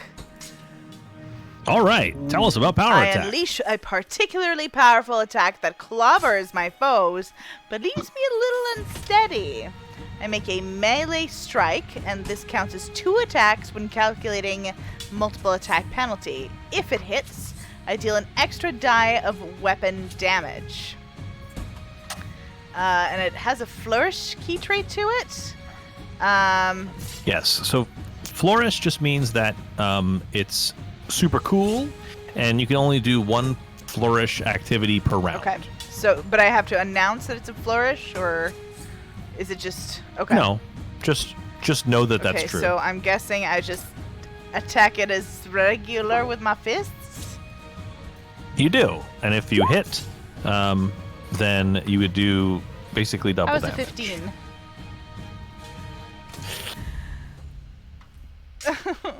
Not going to be enough. And I don't have a hero point. Damn it, Chad, help me. I'm kidding. All right. No. Oh, how was that? How was a fucking 23 on my second strike? Well. Yep. Well. Yep. It's not a 23. Because a power attack counts as 2 attacks when calculating your third action. So it's actually an additional -4. That being said, a 19 is enough to hit them. So that would be 8 bludgeoning damage. Nope, just 4. This is a normal 'cause attack. it's The second attack's right, normal. right. And for my third action, something that Well. you are just. That was your third action, Oh, you're right. The power attack is 2. Yeah. right? But 4 is enough to take down the Okay, skeleton. good. So it crumbles to dust as you grab its sternum and rip it free Right. and smashed across the face with it. Your first very heavy punch was a ruse to get yourself in position, and you managed to break it in half there, and it crumbles Yes, to the and not ground. my inability to punch things. Totally a ruse. Nope. It's all on how the rest of the turn goes as to how we can write the beginning. Rhett, you're awake. You're in the arms of a pot-bellied, well, an angel with a pot belly and a receding hairline. Well, now that I am no longer dying to, and I am now simply, what is it? Wounded to. Wounded to. You know, that makes life a little bit easier. Wounded doesn't subtract from anything, right? No. No, it just means that if you go dying, wounded turns into dying. Dying, yes. Okay. It's so that you can't just get knocked out and come back like a million times. So the first thing I'm going to do is, like, stand up and kind of look around. Like, where am I? What happened? Okay, so you climb down out of his arms. Yes. Am I still in? Oh, I am still in his arms. He said he did not drop you. Oh, yes. I scurry down out of his arms and I'm like, thank you. And then I'm going to battle medicine myself. DC 15. Okay. That's 7. That's not a crit fail. points See up. that? See this? Take that beautiful hero point of mine. Beautiful ebony hero point. Yes. Well, let me try that again. Come on, Sean. How could it be worse? Yes! Hey! There we That's go. how you do it. There we go. So I heal. This is how it happens. I heal 2d8, and I'm immune for 1 hour. Ooh. Yes, normally battle medicine you're immune for a Yes. day, but he's got a special ability where he's only immune for an hour. Yes. So I gained 7, but that's more than I can take. So I top off, and I say, "Quick! It went that way!" And I point, and I start running after it. Which way do you point? 20, Okay. 25, down the You just came where I from was there. knocked unconscious. Wait! I know, it's still over there. Wait, before it hurts that cat. That's my 3 actions. All right, then it's the skeleton's turn.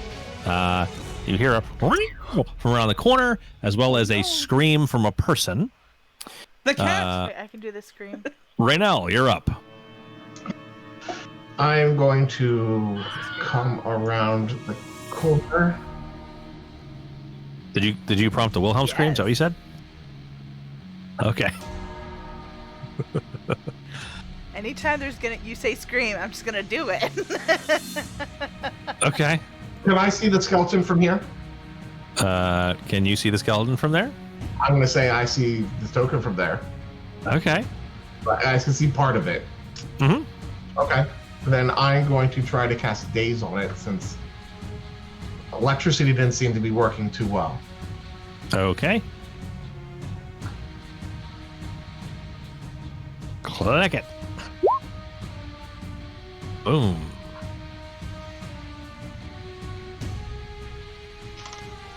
Okay.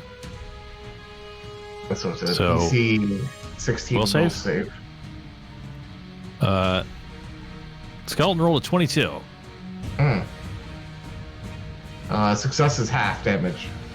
Okay. So would be 1 damage. Slinging out the big numbers. Mm-hmm. Pythagoras, you're up.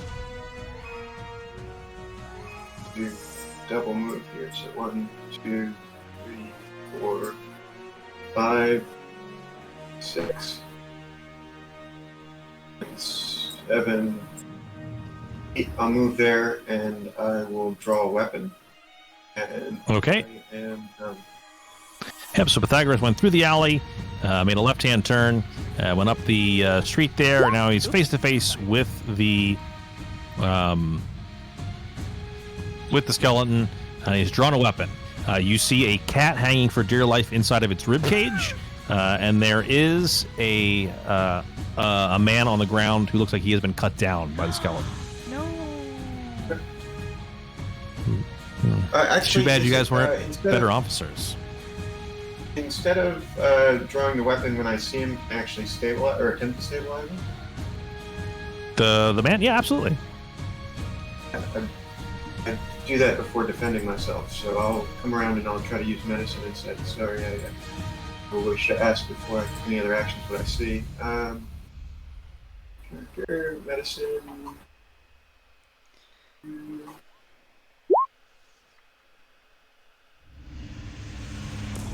Great. So I don't think that's going to be enough. No. Stealing increases 0 when dying. DC is equal to 5 plus that creature's recovery roll DC. Typically 15 plus its dying value. So it's like 20 something. Okay. That seems dumb. Seems high, yeah. Administer first aid is a 2-action thing. Treat wounds. Oh, do you have battle medicine, for instance? I do not. Okay. So you can't use the medicine skill to treat wounds in combat. Okay. You can administer first aid to stop someone from dying, but that's a 2-action action, so you couldn't have done that. You could use if you have a heal left, you could use like a 1-action heal to touch the guy and heal him.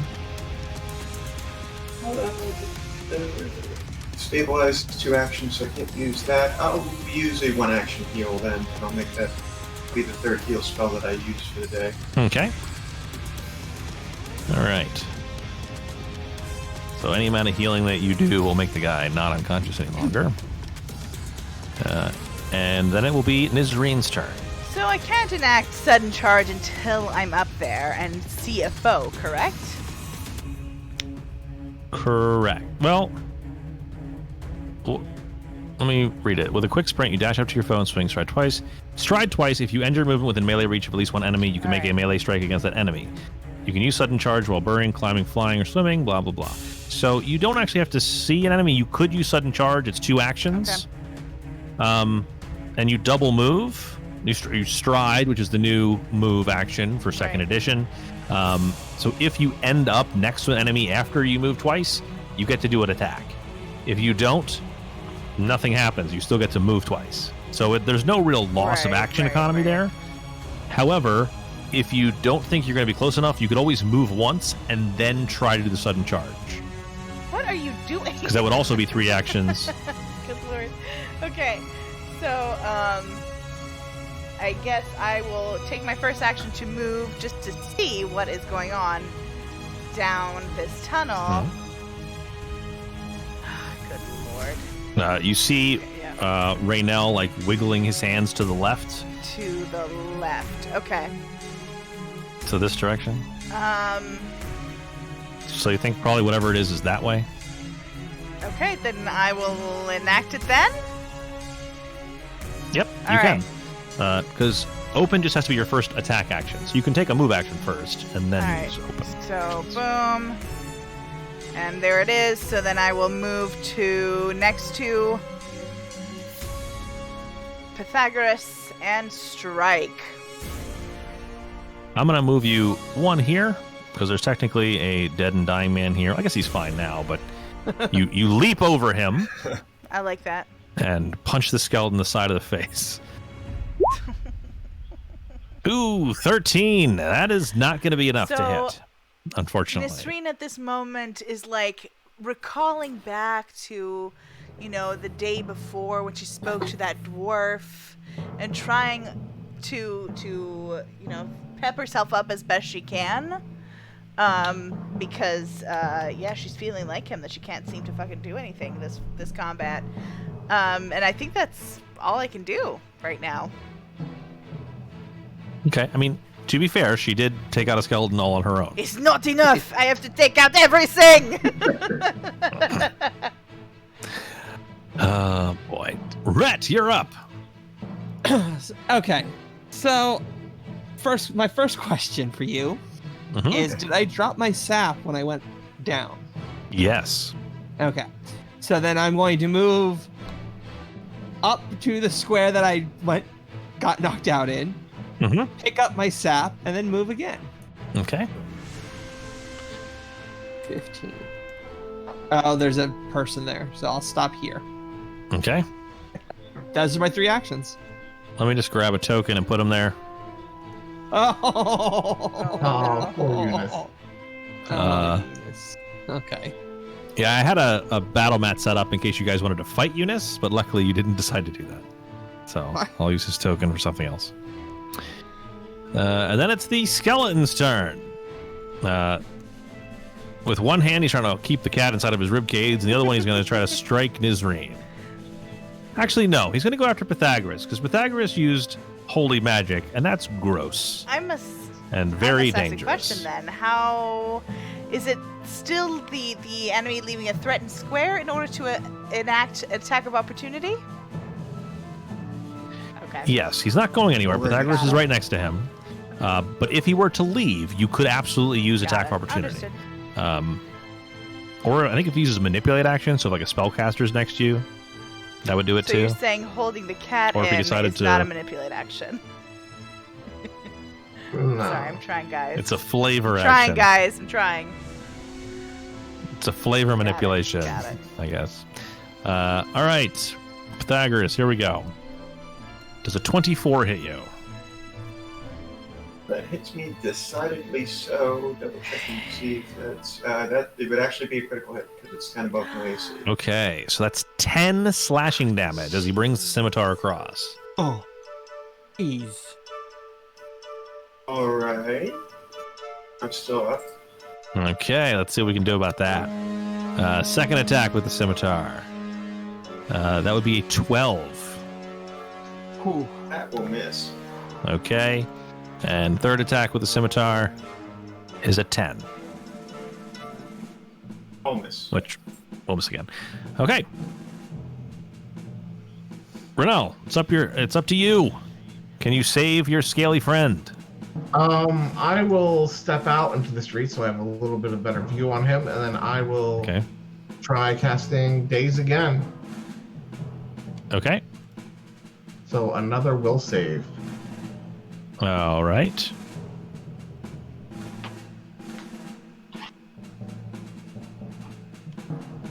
$14. So it takes full damage, which is 3. Okay. And that's 2 actions for days, right? Yes, and then I also moved out into the street, so that's 3. Yep. All right, Pythagoras, you're up. So moving away from this guy would provoke from him? If he has an attack of opportunity, which in fact, most creatures don't, it would. If he doesn't, then nothing will happen if you move away. I'll move away back behind Renell. Okay, he doesn't do anything. And fair enough. And I'll use Holy Lance on him with 2 actions then. So Okay. Divine Lance it is. Yes. Divine Lance. Get him. 26. Get him. Was that a crit? That's a critical Yes. hit. It's our first crit Heck for our first yeah. session. Good job. Nice. All right, draw one of those there crit cards. It's one of the green ones, I think, right? Yes. Yeah. Hit, yes, green. Oh, that there. 1. But it says. So. Bummer spell. Triple damage. The target is stunned 1. Yes. Okay. So it does 24 damage to the skeleton with 4 hit points and just obliterates him to ash. Well done. Abadar was not fond of that skeleton. Fuck that skeleton. Well, he hit his chosen servant, so I mean, that's, Yeah. the- Clearly, that's the message you take away from this, I assume. All right. But is the cat okay? The cat's fine. It falls out. It's covered in dust. Bone meal. Bony dust. Just shakes itself off. It's licking its paws while sitting in a pile of bone dust. Oh, You managed to check on the workers. Everybody's fine. This poor guy who was cut down by the skeleton was saved by Pythagoras. And Goodness. you know, other than a near-death experience, nobody's really any worse for wear, except for you guys are pretty beat up. So with second edition, if you have somebody with the medicine skill and some downtime, you can pretty well heal up in between fights. So which of you have healer's tools? Do any of you have healer's tools? Nope. I am not useful in this regard. Okay. So does Pythagoras? I'll bandage myself up. Yeah. Oh, Okay. I do as well. Bandage. Okay. Needs, So 15 is what you needed. who needs that some one. some bandages? Well, I got a bit. Down habit yourself, Reynel. I'm fine. So I scurry next to you. You being Nisreen. And I attempt to hit a DC 15 with my medicine check. Hey, Oh, good I did job. Got it. 18. So 2d8. All right. So you both do 2d8. Nice. 9 points of Thank healing. you. All right. So you guys take 10 minutes. In the meantime, Nisreen, is there anything else you want to do while you're being bandaged up? You can't really go very far, but She will. She's not completely convinced that the danger's completely over.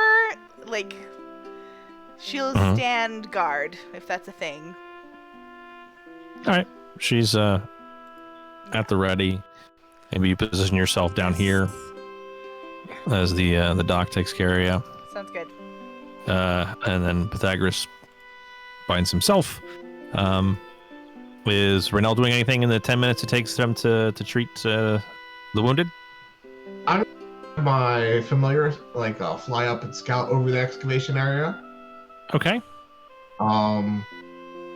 And then while it's happening, I'm gonna spend like a minute sharing senses with it, just so I can look and see what's happening over there. Okay. So that way I can basically like see through its eyes. Just a quick minute, and then as long as nothing's there, then I'll stop. Okay. So that's a thing that Renell can do with his familiar. It is dangerous if you aren't paying attention to yourself, because you lose all of your senses, including your sense of touch. So you wouldn't know if somebody was murdering you while you were doing it. But in this case, your friends don't kill you, and they stop anyone else from doing so. And your familiar manages to scout the area. It looks, it's underground. So he takes a couple peeks in, looks around the up top. You don't really see anything to be worried about, nor do you see any more undead coming from the excavation site. Okay. Okay.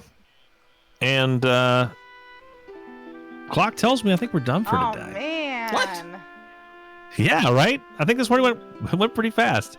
And combat always helps, I think, the clock speed forward. Absolutely. So, thank you, everybody, for joining me, and my friends. Thank you, my friends, for joining me on this adventure. I can't wait to continue to try to kill you for many, many weeks. You almost had me. Yeah, that was a close shave. Can I knock somebody unconscious? That's pretty good. Oh, close shave on the rat? Yep. Is that how you're gonna play that? You're welcome. Okay. Pretty much. You're welcome. All right. Well, we'll do this again in 3 weeks. So everybody out there, thanks for tuning in, and hopefully we'll see you then. Now, I hear there's this raid thing that we're supposed to do after we finish a Twitch stream. It is. Hiya, could you tell us more about that? Well, it's not something we have to do, but it's definitely something that's encouraged. And okay. often than not, there are other people in the community that do need their love and support. So let's go ahead and send our love to someone that is perhaps also playing Pathfinder. It looks like Paizo doesn't need our help. Just kidding. They're currently Yeah. doing Age of Ashes right now, apparently. There is. Let's. And they're in chapter 3. So to avoid spoilers for ourselves, just in case chapter 3, somehow means book 3. Is that book 3 or? I don't know. Roll around Oh, and then jeez, 5 foot. mute site. So there is somebody we follow called Deadly Secrets that are currently also playing Pathfinder. It looks like Mummy's Mask. So should we go and see some first edition? fun First stuff? edition. Everybody Yeah. loves Osirion, here we Syrian, come. Here we come. Thanks again, friends, and we'll see you in 3 weeks. If not, where can they find us during or between the 3 weeks while I do this raid thing? Oh, well, if you really loved listening to us, we have another podcast that we do. It's the Cracked Eye Podcast. You can check us out on Apple, iTunes, or any place that you get your podcast, any place you capture them, our podcast will be there. That's the Cracked Eye Podcast. Alrighty, well, thank you. And there's 50 some odd episodes to catch up on. So if you start now, you could be caught up by the time we do this next one. Yep. Alrighty, friends. Well, thanks so much for tuning in, and we'll see you next. I'm breaking all the things next time. But before we go, can we do a? Okay, I'm good. Done. I just need to get the dun out of my system. All right. See you next time, Okay. guys. Bye. Bye bye. Thank you. Bye. See you guys. Alrighty, let's just. Oh shit! Critical Bard is also running now. I should have rated them first. Oh well. Let's go send them some love, and then we'll